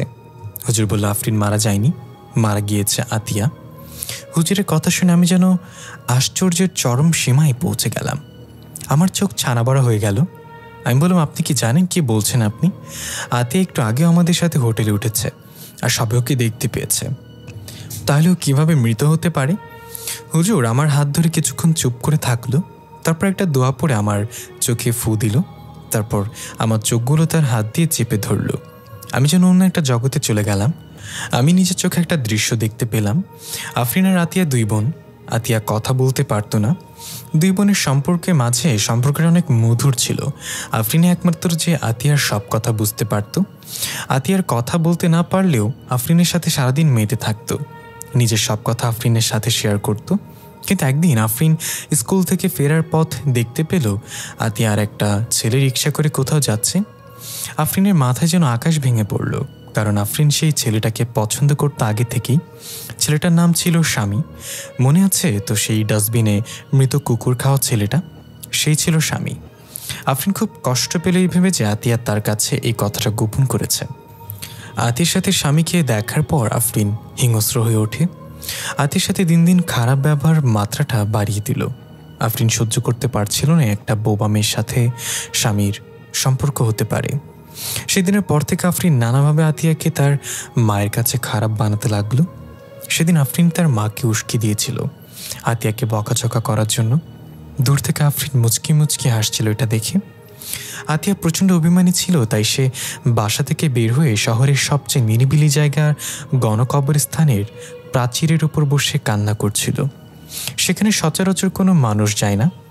স্বামী আতিয়াকে খুঁজে সেখানে পৌঁছে গেল। তখন সন্ধ্যা ঘনিয়ে এসেছে। স্বামী আতিয়ার মন ভালো করার জন্য তাকে কথা বলল। ইশারার নানান অঙ্গিভঙ্গি করে আতিয়াকে হাসানোর চেষ্টা করল। এভাবে আতিয়ার মন একসময় ভালো হয়ে গেল। তারা দুজনেই খুব হাসি খুশি হয়ে সেখানে বসে গল্প করতে লাগলো। এদিকে আফরিনের একটু মায়া হতে লাগলো আতিয়ার জন্য। আফরিন বেরিয়ে পড়ল আতিয়াকে খোঁজার জন্য। শত হোক একমাত্র বোন, তাই তাকে ছাড়া ভালো লাগে না। আফরিন খুঁজতে খুঁজতে সে কবরস্থানের কাছে গিয়ে দূর থেকেই দেখে নিল স্বামী আর আতিয়া খুব হাসি খুশিভাবে গল্প করছে। এটা দেখে আফরিনের হিংস্রতা আবার জেগে উঠল, রাগে গড়গড় করতে লাগলো। আফরিন নিজের রাগ নিয়ন্ত্রণ করতে না পেরে হনহনিয়ে এগিয়ে গেল সেদিকে। আতিয়া তার বোনকে দেখে খুশিতে হেসে দিল। আতিয়া ভেবেছিল আফরিন তাকে বাসায় নিয়ে যেতে এসেছে বুঝিয়ে, কিন্তু কিছু বোঝার আগে আফরিন এসে আতিয়াকে সজোরে ধাক্কা দিয়ে কবরস্থানের প্রাচীরের ওপর থেকে ফেলে দিল। আতিয়া নিচে পড়ে ছটফট করতে লাগলো। স্বামী অবাক হয়ে তাড়াতাড়ি আতিয়াকে ধরার জন্য কবরস্থানের ভেতরে ঢুকে গেল। দেখতে পেল আতিয়ার মাথা থেকে রক্ত বেরোচ্ছে। স্বামী ঘাবড়ে গিয়ে আতিয়ার মাথায় হাত দিয়ে চেপে ধরতে গিয়ে দেখল একটা শুকনো হাড় আতিয়ার মাথার পেছনের দিক দিয়ে ঢুকে গেছে। ততক্ষণ অনেক রক্তক্ষরণ হওয়ায় আতিয়ার ছটফট করতে করতে সেখানেই মারা যায়। আফরিনের দেখে অনেক ভয় পেয়ে যায়। আফরিনের সব রাগ পানি হয়ে এবার চোখ দিয়ে বইতে শুরু করল। স্বামী চিৎকার করে বললে, এটা তুমি কি করলে? নিজের বোনকে মেরে ফেললে? তুমি একটা খুনি। আফরিন কাঁদতে কাঁদতে আতিয়াকে জড়িয়ে ধরে বলল, তোর কিছু হয়নি বোন, তুই বেঁচে থাকবি, আমি তোকে বাঁচাবো, আমাকে মাফ করে দে। স্বামী বলল, সরে যাও তুমি এখান থেকে, আমি তোমাকে পুলিশে দেব, সবাইকে জানাবো তুমি আতিয়াকে মেরে ফেলেছ। আফরিন স্বামীর কাছে কাকুতি মিনতি করতে লাগলো কারোর কাছে না বলার জন্য। এটা রাগের বশে হয়ে যাওয়া একটা দুর্ঘটনা, এটা সে নিজ ইচ্ছাতে করেনি। কিন্তু স্বামী কোনো কথাই শুনতে চাইল না। সে আতিয়ার নিথর দেহটা তুলে সেখান থেকে চলে যেতে চাইল। আফরিন স্বামীর পায়ে পড়ে গেল এমনটা না করার জন্য। বিনিময়ে স্বামী যা চায় তাই দিবে। স্বামী বা আতিয়ার দেহ নিচে রেখে আফরিনের দিকে লক্ষ্য করল। স্বামীর চোখে লোভ জেগে উঠল, কারণ আফরিন ছিল আতিয়ার চেয়ে বেশি সুন্দরী। আর আতিয়া তো কথাও বলতে পারত না। ভালোই হয়েছে আতিয়া মারা গিয়েছে, না হলে আফরিনের সৌন্দর্য কখনো তার চোখেই পড়ত না। স্বামী বলল, ঠিক আছে, আমি এই কথা কাউকে জানাবো না, আর আতিয়ার মৃতদেহ কেউ খুঁজে পাবে না। তার বিনিময়ে আমি তোমাকে চাই। আফরিন দেখল মেঘনা চাইতেই বৃষ্টি। আফরিন তো স্বামীকে আগে থেকে পছন্দ করত, তাই আফরিন এটা মেনে নিল সাথে সাথেই। স্বামী বলল, আমি আফরিনের দেহ এখান থেকে অনেক দূরে নিয়ে দাফন করে দেব, যাতে কেউ ওর দেহটা খুঁজে না পায়। কিন্তু তখনই তারা খেয়াল করলো কেউ মনে হয় তাদের দেখে ফেলেছে। একটু দূরে তাকাতেই দেখলো একটা ছেলে দৌড়ে পালিয়ে যাচ্ছে। স্বামী তাড়াতাড়ি তার পিছু নিল ধরার জন্য। তাড়াহুড়ো আর ভয়ে পালানোর সময় ছেলেটার পকেট থেকে তার মানিব্যাগটা পড়ে যায়। সে সেটা না নিয়েই সেখান থেকে পালিয়ে যায়। ছেলেটা আর কেউ ছিল না, সেটা ছিল সজীব। স্বামী অনেক চেষ্টা করেও সজীবকে ধরতে সক্ষম হলো না। সজীব সুনামগঞ্জে গিয়েছিল তার ফুপুর বাড়িতে। আসলে সজীব দেখেইনি আতিয়ার মৃতদেহ। সজীব জানতই না সেখানে কেউ মারা গেছে। সজীব ওই দিক দিয়ে যাওয়ার সময় রাতের বেলা কবরস্থানে একটা ছেলে আর একটা মেয়েকে দেখে জিনভূত ভেবে দৌড়ে পালিয়েছিল। আর স্বামী আর আফরিন ভেবেছে সজীব সব কিছু দেখে নিয়েছে, পুলিশকে জানিয়ে দিবে। সজীবের মানিব্যাগ উঠিয়ে নিল স্বামী। মানিব্যাগ থেকে সজীবের আইডি কার্ড দেখে তার নাম ঠিকানা জেনে নিল। আফরিনের তবু খুব কষ্ট হচ্ছিল বোনের মৃত্যু তার নিজ হাতে হয়েছে ভেবে। অন্যদিকে আবার একটু ভালো লাগছে আতিয়া মরার কারণে স্বামীকে সে পেয়েছে। স্বামী এসে বলল, ওই ছেলেকে আমি ধরতে পারিনি, তবে ওর ঠিকানা জেনে গেছি, সময় মতো ওকে সরিয়ে দিব আমি। এখন আতিয়ার দেহ নিয়ে যাওয়ার পালা। তুমি এমনভাবে বাসায় ফিরে যাবে যে কিছুই হয়নি, তুমি আতিয়াকে খুঁজে পাওনি এমনটা ভাববে, কাউকে কিছু বলার দরকার নেই। আফরিন স্বামীর কথা মতো নিজেকে স্বাভাবিক করে বাসায় ফিরে গেল। আর স্বামী আতিয়ার মৃতদেহ নিয়ে গাড়িতে করে অনেক দূরে রওনা হলো। একদম সিলেট ক্রিকেট স্টেডিয়ামে এসে থামল। রাত অনেক হওয়ায় কোনো মানুষজন ছিল না। স্বামী আতিয়ার মৃতদেহ নিয়ে চা বাগানের দিকে এগিয়ে গেল। একটা নির্জন জায়গায় এসে মাটি খুঁড়তে লাগলো। এর মাঝে পেছন থেকে কেউ বলে উঠল, এত রাতে এখানে কি করছিস তুই? স্বামী চমকে গিয়ে পেছনে তাকিয়ে দেখলো একটা পাগল টাইপের লোক দাঁড়িয়ে আছে। স্বামী রেগে বলল, যা করার করছি, তুই যা এখান থেকে, পাগলের বাচ্চা। পাগলটা আতিয়ার মৃতদেহ দেখে ফেলল আর বলল, তুই পাগল, তুই খুনি, তুই অপরাধী, আমি মানুষ ডেকে নিয়ে আসছি। এই বলে পাগলটা সেখান থেকে যেতে লাগলে স্বামী পেছন থেকে তাকে কোদাল দিয়ে আঘাত করে সজোরে। পাগলটা মাটিতে লুটিয়ে পড়ল। স্বামী ভাবল সে মারা গেছে, তাই তাড়াতাড়ি সদ্য খোঁড়া গর্তে আগে পাগলটাকে পুঁতে ফেলল। আসলে পাগলটা মারা যায়নি, সে জ্ঞান হারিয়ে ফেলেছিল। আর স্বামী তাকে মৃত ভেবে জীবিত দাফন করে দিয়েছিল। মাটির চাপের পাগলটা মাটির নিচে শেষ নিঃশ্বাস ত্যাগ করল। তারপর একটু দূরে গিয়ে আরেকটা গর্ত করে সেখানে আতিয়াকে পুঁতে দিল। তবে আতিয়াকে টেনে নিয়ে যাওয়ার সময় আতিয়ার হাতের আংটিটা খুলে গড়িয়ে পাগলের কবরের ওপর দিয়ে পড়ল। এটা স্বামী লক্ষ্য করল না। স্বামী তার কাজ শেষ করে তাড়াতাড়ি সেখান থেকে চলে এলো। এদিকে আফরিন বাসায় ফিরে এমন অভিনয় করতে লাগলো যে সে আতিয়াকে অনেক খুঁজেও পায়নি। তার বাবা মায়ের সাথে মিলে আবার অনেক খুঁজলো আতিয়াকে সেদিন, কিন্তু তারা আতিয়াকে পাবে কোথায়? আতিয়া তো আর নেই। আফরিন ধীরে ধীরে মনের ভিতর এমন একটা ঘটনা সাজায় যেখানে সে কোনো ভুল করেনি।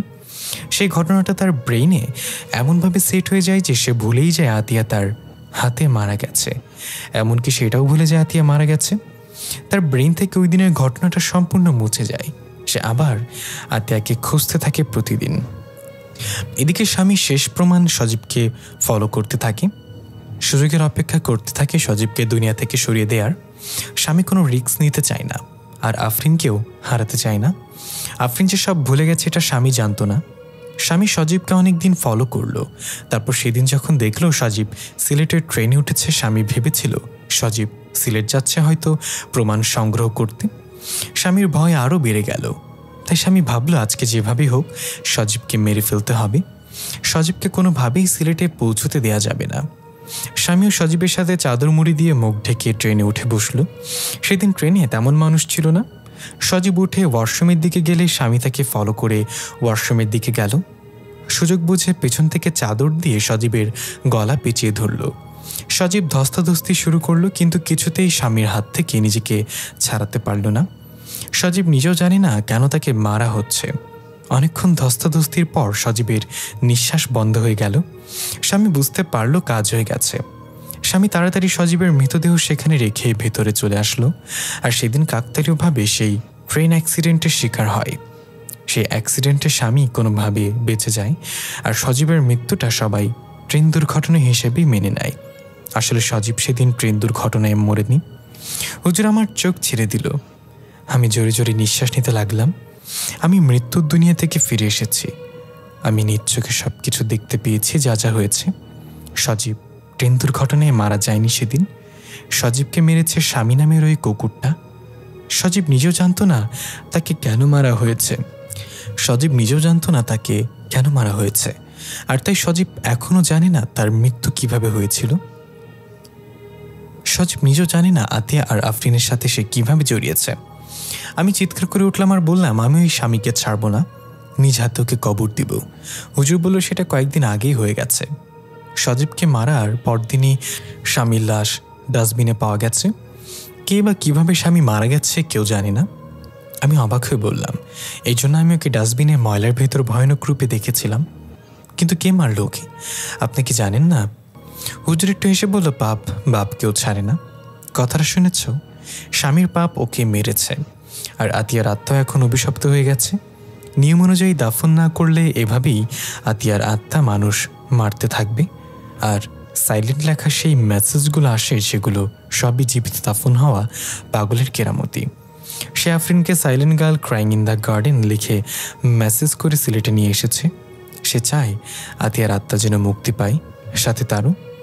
আমি বললাম, আতিয়া যদি মারা গিয়ে থাকে তাহলে মুস্কান এখন আতিয়ার সাথে আছে, তার মানে মুস্কান বিপদে আছে। আমাকে এখনই যেতে হবে হুজুর। হুজুর বলল, দাঁড়াও আমি আসছি তোমার সাথে। টাকা যেহেতু নিব ঠিক মতো কাজ করি, টাকা নেই। এই বলে হুজুর আমার সাথে আসলো। আমি হুজুরকে নিয়ে তাড়াতাড়ি হোটেলে চলে এলাম। কিন্তু এ কি, হোটেল কোথায়? এটা তো একটা আন্ডার কনস্ট্রাকশন ভবন, এখনও ভবন কমপ্লিট হয়নি। আমি হাঁ করে তাকিয়ে আছি। হুজুর বলল, তুমি কি নিশ্চিত এটা এখানে উঠেছিলে তোমরা? আমি বললাম, হ্যাঁ হুজুর, আমি শতভাগ নিশ্চিত আমি হোটেলেই উঠেছিলাম। তখন তো এখানে এমন দেখিনি, তখন তো ছিল জাঁকজমকপূর্ণ। এটা আমি নিজ চোখে দেখেছিলাম। হুজুর বলল, চোখের দেখা সবসময় সত্যি হয় না, চোখ আমাদের অনেক ধোঁকা দেয়। মনে রাখবে, এই চোখগুলো তোমার হলেও অনেক সময় এগুলো অন্য কারোর নিয়ন্ত্রণে কথা শোনে। তাহলে চলো ভেতরে গিয়ে দেখা যাক কিছু পাই কিনা। এবার হুজুর ভেতরে পা বাড়ালো। আমি হুজুরকে অনুসরণ করে ভেতরে গেলাম। চারিদিকে শুধু ইট, সিমেন্ট, বালু, বাঁশ, রড এগুলোই ছড়িয়ে ছিটিয়ে আছে। আমি এখনো বিশ্বাস করতে পারছি না এটা একটা নবনির্মিত ভবন। হঠাৎ হুজুর থমকে দাঁড়ালো এবং বলল, আমি জানি তুমি এখানে আছো, দেখা দাও। তখনই দেয়ালের পেছন থেকে মুস্কান বেরিয়ে এলো। মুস্কানকে দেখতে একদমই স্বাভাবিক লাগছে না। মুস্কান এক দৃষ্টিতে আমার দিকে তাকিয়ে আছে। ওর চোখ কিছু বলতে চায় আমাকে। আমি বললাম, মুস্কান কি হয়েছে তোমার? মুস্কান কোনো কথা বলল না, ফ্যালফ্যাল করে তাকিয়ে রইল। হুজুর বলল, আতিয়া। তখন মুস্কান ঘাড় ঘুরিয়ে হুজুরের দিকে তাকিয়ে অদ্ভুত একটা হাসি দিল। আমরা বুঝে গেলাম মুস্কানের মাঝে আতিয়া প্রবেশ করেছে। আর আতিয়া যেহেতু বোবা, তাই মুস্কান কোনো কথা বলতে পারছে না। কিন্তু আফরিন কোথায়? আমি বললাম, আতিয়া তুমি এসব কেন করছো? তোমার খুনি তোমার নিজের বোন আফরিন, তাহলে অন্য কাউকে কেন মারছো? কি চাও তুমি? মুস্কান ইশারায় বলল, আমার খুনি আমার বোন না। আমরা অবাক হয়ে গেলাম। তোমার বোন না হলে তোমার খুনিকে? মুস্কান এবার ফ্লোরে আসন করে বসে পড়ল, চুলগুলো এলোমেলোভাবে নাড়াচাড়া করে। ভয়ঙ্কর একটা রূপ নিয়ে গমকাতে গমকাতে আমার দিকে আঙ্গুল তাক করে বলল, আমার খুনি তুই। আমি যেন ভ্যাবা চেকা খেয়ে গেলাম। হুজুর আমার দিকে অবাক হয়ে তাকালো। আমি বললাম, পাগল নাকি? আমি আবার তোমাকে কবে খুন করলাম? আমি তো একটা মশা মারতে ভয় পাই। মানুষ তো দূরের কথা, মাথা কি ঠিক আছে তোমার? মুস্কান ভয়ঙ্কর একটা হাসি দিয়ে ফ্লোরে লুটিয়ে পড়ল। হুজুর বলল, আতিয়া মুস্কানের শরীর ছেড়ে চলে গিয়েছে। আমি গিয়ে তাড়াতাড়ি মুস্কানকে ধরলাম। মুস্কান ওঠো, কি হয়েছে? হুজুর বলল, চিন্তা করো না, মুস্কান জ্ঞান হারিয়েছে। কিন্তু আমি ভাবছি আতিয়া তোমাকে খুনি বলছে কেন? তাহলে কি তুমি? আমি হুজুরকে থামিয়ে বললাম, আরে আশ্চর্য, আমি আতিয়াকে খুন করতে যাব কোন দুঃখে? সিলেট আসার আগে ওদেরকে তো আমি চিনতামই না। হুজুর হাঁটতে হাঁটতে একটু দূরে গিয়ে গাল চুলকে কিছু ভাবতে লাগলো। আমি মুস্কানের গালে থাপ্পড় দিতে ওর জ্ঞান ফিরে আসলো। মুস্কান উঠে বলল, আপনি আমাকে মারলেন কেন? আমি বললাম, আরে মারলাম কই? সিনেমাতে দেখেছি ডাক্তারের এভাবে মানুষের জ্ঞান ফিরে আনে। মুস্কান বলল, কোন সিনেমাতে এসব ফালতু চিকিৎসা করতে দেখেছেন আপনি? আমি বললাম, ফালতু বলবা না, ওটা অস্কার প্রাপ্ত সিনেমা। সিনেমার নাম তোমার চোখে আমি পুকুর দেখেছি। মুস্কান হেসে দিল। আমি বললাম, কি হয়েছিল তখন? এটা যে একটা আন্ডার কনস্ট্রাকশন ভবন, সেটা তো আমরা বুঝতে পারিনি। আমাদের চোখ ধোকা খেয়েছে। আর আফরিন কোথায়? সে তো তোমার সাথেই ছিল। মুস্কান বলল, আমি রুমে ঢুকে যখন ফ্রেশ হওয়ার জন্য ওয়াশরুমে গেলাম, তখন মুখে পানি নিতেই বুঝলাম কেমন যেন একটা দুর্গন্ধ পানিতে। আমি মুখ তুলে তাকিয়ে দেখলাম সামনে যেখানে আয়না ছিল সেখানে কোনো আয়না নেই। রক্ত দিয়ে লেখা সাইলেন্ট। আশেপাশের পরিবেশ সম্পূর্ণ চেঞ্জ হয়ে গেল হঠাৎ। মানে আমি যেন কোনো পরিত্যক্ত জায়গায় দাঁড়িয়ে আছি। আমি যতটা না ভয় পেয়েছি তার চেয়ে বেশি অবাক হয়েছি। আমি কাঁপা কাঁপা পায়ে কোনো রকম সেখান থেকে বের হয়ে দেখলাম সজ্জিত রুমটা একদম গোয়াল ঘরের মতো হয়ে গিয়েছে। আতিয়া গ্রিলবিহীন জানলাটা কাছে দাঁড়িয়ে বিড়বিড় করে কিছু বলছে। আমি ভয়ে ভয়ে ডাক দিলাম, আতিয়া। সে পেছনে তাকিয়ে ভয়ঙ্কর একটা হাসি দিয়ে আঙ্গুল দিয়ে মুখ চেপে বলল, সাইলেন্ট। এই বলে জানলা দিয়ে লাফিয়ে পড়ল। তারপর আর আমার কিছু মনে নেই। যখন হুঁশ আসলো আপনি আমাকে থাপ্পড় মারলেন, আর এখন আপনি বলছেন ওটা আতিয়া ছিল না, ওটা ছিল আফরিন। বোবা আসলে আতিয়া। সব শুনে আমি হুজুরের দিকে তাকালাম। হুজুর একটু ভেবে বলল, এখানে অন্য কিছু আছে। আতিয়া নিজেও জানে না তার আসল খুনিকে। যার হাতে তার ওই আংটি দেখে তাকেই সে তার খুনি মনে করে। তোমার হাতে আংটি দেখে তোমাকে এই খুনি ভেবে নিয়েছে। সে পাগলটা তোমার আগেও কয়েকজন ছেলেকে টার্গেট করে ওই আংটিটা দেখিয়েছিল। পাগলটা চায় আতিয়ার আত্মাকে মুক্তি দিতে, তাই সে আংটি দিয়ে মানুষের কাছে সাহায্য চায়। দুর্ভাগ্যবশত এর আগে যাদের কাছে আংটি দিয়েছিল আতিয়া সবাইকে মেরে ফেলেছে তার খুনি ভেবে। এখন তোমার পালা। আমি বললাম, আচ্ছা তাহলে এই ব্যাপার, আংটি আমার কাছে আছে বলে ও আমাকে খুনি ভাবছে, তাহলে এখনই আমি আংটিটা ফেলে দিব? হুজুর বলে, কোনো লাভ নেই, এখন আংটি ফেললেও না ফেললেও তুমি আতিয়ার টার্গেট, তোমাকে সে মারবেই। আমি বললাম, মগের মূল লোক নাকি, বললো আর মেরে ফেললো? আপনাকে তো বলেছি অনেক টাকা দিব আমি, কোনো না কোনো উপায় তো অবশ্যই আছে আতিয়ার আত্মাকে মুক্তি দেওয়ার। আর আফরিনি বা গেল কোথায় হঠাৎ করে?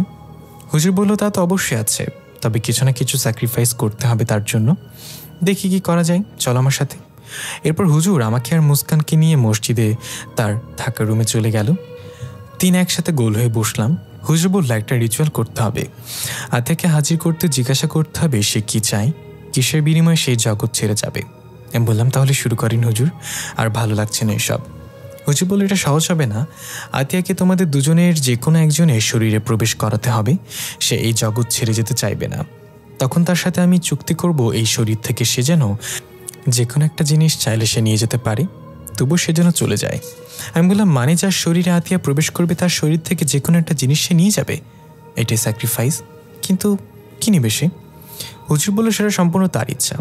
হতে পারে সে তোমার চোখ নিয়ে নিবে, বা তোমার পা, নাক, কান, এমনকি তোমার জীবন।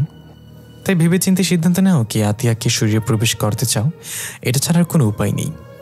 আমি আর মুস্কান দুজনের দিকে তাকিয়ে রইলাম। এমন রিস্ক কি নিতে চাইবে? মুস্কান বলল, হুজুর আমি নিতে চাই, তবে আপনি কি এভাবে সজীবকেও হাজির করতে পারবেন? শেষবারের মতো একবার সজীবকে দেখতে চাই আমি। সজীবের জন্য আমি সব কিছু স্যাক্রিফাইস করতে প্রস্তুত আছি। হুজুর বলল, আতিয়া মুক্তি হয়ে গেলে সজীবও মুক্ত হয়ে যাবে, তবে যাওয়ার আগে হয়তো সজীবকে একবার হলেও দেখতে পাবে তুমি। আমি বললাম, না মুস্কান, এটা আমি করব। আমি সজীবকে কথা দিয়েছি তোমার কোনো ক্ষতি হতে দিব না। এটা করলে তোমার জীবনও চলে যেতে পারে, তাই এটা তোমাকে করতে দিতে পারি না। কিন্তু মুস্কান নাছোড়বান্দা, সেটা করবেই। অনেকক্ষণ কথা কাটাকাটির পর মুস্কানকে বোঝাতে সক্ষম হলাম। মুস্কান মেনে নিল আমার কথা। আমি এটা করার জন্য প্রস্তুত হয়ে নিলাম। হুজুর আমাকে আবার সতর্ক করলো, যে কোনো কিছু স্যাক্রিফাইসের জন্য তৈরি থেকো, যে কোনো কিছু স্যাক্রিফাইসের জন্য।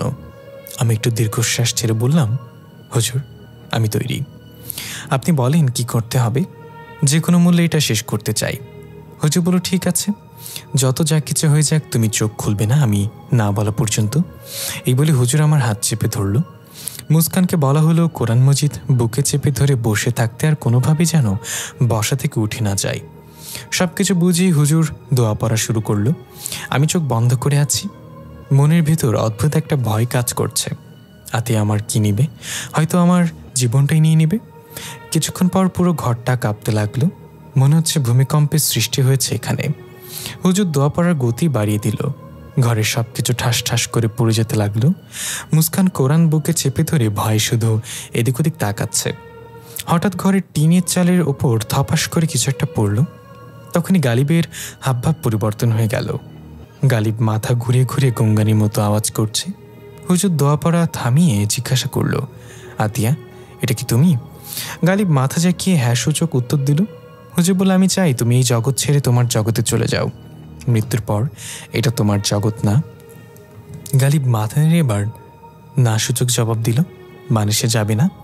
হুজুর বলল, বলো কি চাও তুমি? কিসের বিনিময়ে তুমি চলে যাবে? গালিব এবারও না সূচক জবাব দিল, মানে সে কোনোভাবেই যাবে না। হুজুর এবার বলল, তুমি এখন যার শরীরে প্রবেশ করেছো চাইলে তার শরীর থেকে যে কোনো কিছু নিয়ে যেতে পারো, তবু তুমি চলে যাও। এবার গালিব মাথা উঠিয়ে ভয়ঙ্কর একটা হাসি দিল। হুজুর বলল, হ্যাঁ তুমি ঠিক শুনেছ আতিয়া, তোমার ইচ্ছা মতো যে কোনো একটা জিনিস নিয়ে নিতে পারো শরীর থেকে। গালিব মুস্কানের দিকে তাকালো। মুস্কান ভয়ে চুপসে গেল একদম, কারণ গালিবের চোখ ছিল সম্পূর্ণ সাদা রঙের। তারপর আবার হুজুরের দিকে তাকিয়ে চুপ করে রইল। হুজুর বুঝতে পারছে না সে কি করবে এখন। হঠাৎ গালিব নিজের গলা চেপে ধরল। মনে হচ্ছে যেন তার গলায় কিছু আটকে আছে, যেটা সে বের করার চেষ্টা করছে। হুজুর তাকে থামালো না। হুজুর বুঝতে পারলো আতিয়া চুক্তি মেনে নিয়েছে। একটু পর গালিব শান্ত হয়ে তার গলা থেকে হাত সরিয়ে কথা বলা শুরু করলো। হুজুর আমি আপনার কথা মেনে নিলাম, আমি চলে যাব। হুজুর অবাক হয়ে গেল, কারণ আতিয়া তো বোবা, সে এখন কথা বলছে। তার মানে সে গালিবের কণ্ঠস্বর নিয়ে গেছে। গালিব তার নিজের কণ্ঠ স্যাক্রিফাইস করেছে। হুজুর বলে, তাহলে তুমি গালিবের কণ্ঠস্বর নিয়ে নিলে, এবার তাহলে ওকে ছেড়ে দাও। তোমার খুনি গালিব না, তোমার বোন আফরিন। গালিবের ভেতর থাকা আতিয়া বলল, না হুজুর, আমার খুনি আমার বোন না, আমার খুনি হচ্ছে স্বামী। এই কথাটা এতদিন আমি কাউকে বোঝাতে পারিনি। সেদিন আমার বোন আমাকে ধাক্কা তো দিয়েছিল, আমি পড়ে গিয়ে মাথায় আঘাত পেয়েছিলাম সত্যি, কিন্তু সেখানে আমি মারা যাইনি, শুধু জ্ঞান হারিয়ে ফেলেছিলাম। এটা স্বামী বুঝতে পেরেও আমাকে মৃত বলেছে আমার বোনের কাছে, কারণ সে জানতো আমি বেঁচে গেলে সে আফরিনকে পাবে না। তার লোভ ছিল তখন শুধু আফরিনের দিকে, আর তাই যখন আমাকে পুঁতে ফেলা হচ্ছিল তখন আমার জ্ঞান ফিরে আসে। আমি বাঁচার জন্য ওর কাছে হাজার কাকুতি মিনতি করেও ওর মন গলাতে পারিনি। ও আমাকে কোদাল দিয়ে মাথা বরাবর আঘাত করে সেখানে মেরে ফেলে, তারপর আমাকে পুঁতে দেয়। আমার হাতের আংটি উপরে থেকে যায়, সেটা স্বামী তাড়াহুড়ায় চোটে খেয়াল করেনি, তাই আমি ফিরে এসেছে আবার। আমি স্বামীকে মেরে ফেলি, কিন্তু আমি কিভাবে আবার আত্মার জগতে ফিরে যাব সেটা ভুলে গিয়েছিলাম। তারপর আস্তে আস্তে এটা বইটাও ভুলে যাই আমাকে কে খুন করেছে। আর তাই যার কাছে আমার আংটি দেখতে পাই আমি তাকে আমার খুনি ভেবে মেরে ফেলি। এখন আমার সব মনে পড়েছে এক এক করে। এটাও মনে পড়েছে আমাকে কোথায় যেতে হবে। সব শুনে হুজুর বলল, তোমার বোন আফরিন কোথায় এখন? আতিয়া ভয়ঙ্কর একটা হাসি দিয়ে বলল, সে আছে তার জায়গা মতোই। এই বলে গালিবের শরীর থেকে ধোঁয়া বের হতে লাগলো, মানে আতিয়া বের হয়ে যাচ্ছে গালিবের শরীর থেকে। এক পর্যায়ে গালিব বেহুশ হয়ে পড়ে গেল। মুস্কান দেখতে পেল ঘরের দরজা দিয়ে এক এক করে কয়েকজন চাদর মুড়ি দেওয়া লোক বের হয়ে যাচ্ছে, যাদেরকে আতিয়া খুনি ভেবে মেরেছিল। পাগলটাও হাসতে হাসতে বের হয়ে গেল। সেখানে এখন সবাই মুক্ত। সবশেষে একজন ধীরে ধীরে বের হতে লাগলো। হুজুর বলল, সজীব, তুমি কি মুস্কানের সাথে শেষ দেখা করবে না? মুস্কান অবাক হয়ে চাদর মুড়ি দেওয়া লোকটার দিকে তাকালো। সে তার মুখের ওপর থেকে চাদর সরালো। মুস্কান দেখল সজীবের ফ্যাকাশে মুখটা। সজীবের চেহারায় কোনো মুস্কানকে আপন করে না পাওয়ার আক্ষেপ। মুস্কান কোরআন মজিদটা হুজুরের কাছে দিয়ে ধীরে ধীরে সজীবের কাছে গিয়ে ওর ঠান্ডা গালে হাত রেখে বলল, প্লিজ থেকে যাও না। সজীব মুস্কানের হাত ধরে বলল, তা হয় না মুস্কান, এখন তোমার আর আমার দুনিয়া সম্পূর্ণ আলাদা। একটা কথা কি জানো, আমার মতো করে কেউ তোমাকে ভালোবাসতে পারবে না। আমি যখন মারা যাচ্ছিলাম তখন বারবার তোমার চেহারাটা আমার চোখে ভাসছিল। তোমার এই হাসিটা আর কখনো দেখতে পাবো না এটা ভেবে সেদিন খুব বাঁচতে ইচ্ছে হয়েছিল। শেষবারের মতো একটু হাসবে? মুস্কানের চোখ থেকে অঝরে পানি পড়ছে। সজীব বলল, এখন বিদায় নেওয়ার পালা। যখন আমাকে খুব মিস করবে তখন আকাশের দিকে তাকিয়ে আমার নাম ধরে ডাক দিও। আমি তোমাকে সন্ধ্যা তারা হয়ে সবসময় দেখব। এই বলে সজীব আলোর মতো অদৃশ্য হয়ে যেতে লাগলো। মুস্কান পাগলের মতো কান্না করে সজীবকে ধরে রাখার চেষ্টা করছে। যেও না প্লিজ, যেও না, থেকে যাও সজীব, আমি পারবো না তোমাকে ছাড়া থাকতে, প্লিজ সজীব যেও না। সজীব অদৃশ্য হয়ে গেল। মুস্কান কাঁদতে কাঁদতে হাঁটু গেড়ে বসে পড়ল। এর মাঝে আমার জ্ঞান ফিরে এলো। আমি উঠে দেখলাম মুস্কান কাঁদছে। হুজুরকে জিজ্ঞাসা করতে যাব কি হয়েছে, তখন অনুভব করলাম আমি কথা বলতে পারছি না। আমার গলা দিয়ে কোনো শব্দ বের হচ্ছে না। আমি খুব চেষ্টা করছিলাম কথা বলার জন্য। হুজুর আমার কাঁধে হাত দিয়ে বলল, আতিয়া তোমার কণ্ঠস্বরের বদলেই জগৎ ছাড়তে রাজি হয়েছে। তুমি আর কখনো কথা বলতে পারবে না। আমি চিৎকার করে কথা বলার চেষ্টা করলাম। আমি কান্নাই ভেঙে পড়লাম। এর চেয়ে আমার জীবনটাই নিয়ে নিত। এখন বাকিটা জীবন আমাকে আমার কণ্ঠস্বর ছাড়া থাকতে হবে। আমাকে সবার সাথে ইশারায় কথা বলতে হবে। হুজুর আমাকে সান্ত্বনা দিল। মুস্কান এসে আমাকে জড়িয়ে ধরল আর বলল, সজীব চলে গেছে ভাইয়া আমার চোখের সামনে, আর কখনো ফিরে আসবে না। আমি কিছু বলতে পারলাম না। এতক্ষণে যা যা হয়েছে তার সম্পর্কে আমার কোনো ধারণা নেই। হুজুর আমাকে সব কিছু খুলে বলল। আতিয়া আমার শরীরে প্রবেশ করেছে, যা যা বলেছে। আমি ইশারায় জিজ্ঞাসা করলাম, তাহলে আফরিন কোথায়? হুজুর বলল, সেটা সম্পর্কে আতিয়াও কিছু জানাই যায়নি। সব কিছু শেষ হলো। মুস্কান হারালো তার ভালোবাসার মানুষকে, আমি হারালাম আমার শব্দ। কথা মতো হুজুরের অ্যাকাউন্টে 10 লক্ষ টাকা দিলাম। হুজুর টাকা পেয়ে বলল, তোমাদের কি মনে হয় আমি টাকার পাগল? আসলে আমি 2টা এতিমখানায় কমপক্ষে 500 এতিম বাচ্চাকে লালন পালন করি। বলতে গেলে ওরাই আমার পৃথিবী। এই টাকা সব ওদের জন্য বরাদ্দ। হুজুরের কথা শুনে ভালো লাগলো। বিদায় নিয়ে আমি আর মুস্কান গাড়ি নিয়ে রওনা হলাম বাড়ির দিকে। কিন্তু পথে আমি গাড়ি ঘুরিয়ে নিলাম সুনামগঞ্জ যাওয়ার জন্য। আতিয়াদের বাড়িতে গেলে হয়তো আফরিনকে পাবো। আফরিন হঠাৎ করে উধাও হয়ে গেল কেন? আমার ঠিকানা মতো আতিয়াদের বাড়ি গিয়ে পৌঁছালাম। মুস্কান পরিচয় দিল সে আফরিনের বান্ধবী আর আমি মুস্কানের ভাই। আমাকে কথা বলতে না দেখে আফরিনের বাবা জিজ্ঞাসা করলো, তুমি কোনো কথা বলছো না কেন বাবা? মুস্কান বলল, অনেক কম কথা বলে আঙ্কেল। আচ্ছা আফরিন কোথায়, ওকে একটু ডেকে দিবেন না? আফরিনের বাবা মা একজন আরেকজনের দিকে তাকিয়ে যেটা বললো তাতে আমরা দুজনেই যেন আকাশ থেকে পড়লাম। আফরিনের মা বলল, আমার বোবা মেয়ে আতিয়া নিখোঁজ হবার পর আফরিন কেমন যেন হয়ে যায়। সবসময় ভয় পেয়ে থাকতো। অন্ধকারে সারাদিন রুমের দরজা বন্ধ করে বসে থাকতো। একদিন অনেকক্ষণ পর্যন্ত কোনো সারশব্দ না পেয়ে ওর রুমে গিয়ে দেখি ফ্যানের সাথে নিজের ওড়না পেঁচিয়ে নিজেকে শেষ করে দিয়েছে। আমার 2টা মেয়েকে আমি হারিয়ে ফেলেছি মা, এই বলে আঙ্কেল আন্টি দুজনে কান্নায় ভেঙে পড়ল। আমি আর মুস্কান কি বলবো, এর কোনো ব্যাখ্যা নেই আমাদের কাছে। তার মানে আফরিনও মারা গেছে। এতদিন আমাদের সাথে না আফরিন না আতিয়া কেউ জীবিত ছিল না। মুস্কান তাদের সাথে কথা বলতে লাগলো, তাদের বিভিন্নভাবে সান্ত্বনা দিতে লাগলো। আফরিন আর আতিয়ার সাথে কী হয়েছে সে ব্যাপারে কিছুই জানালাম না তাদের।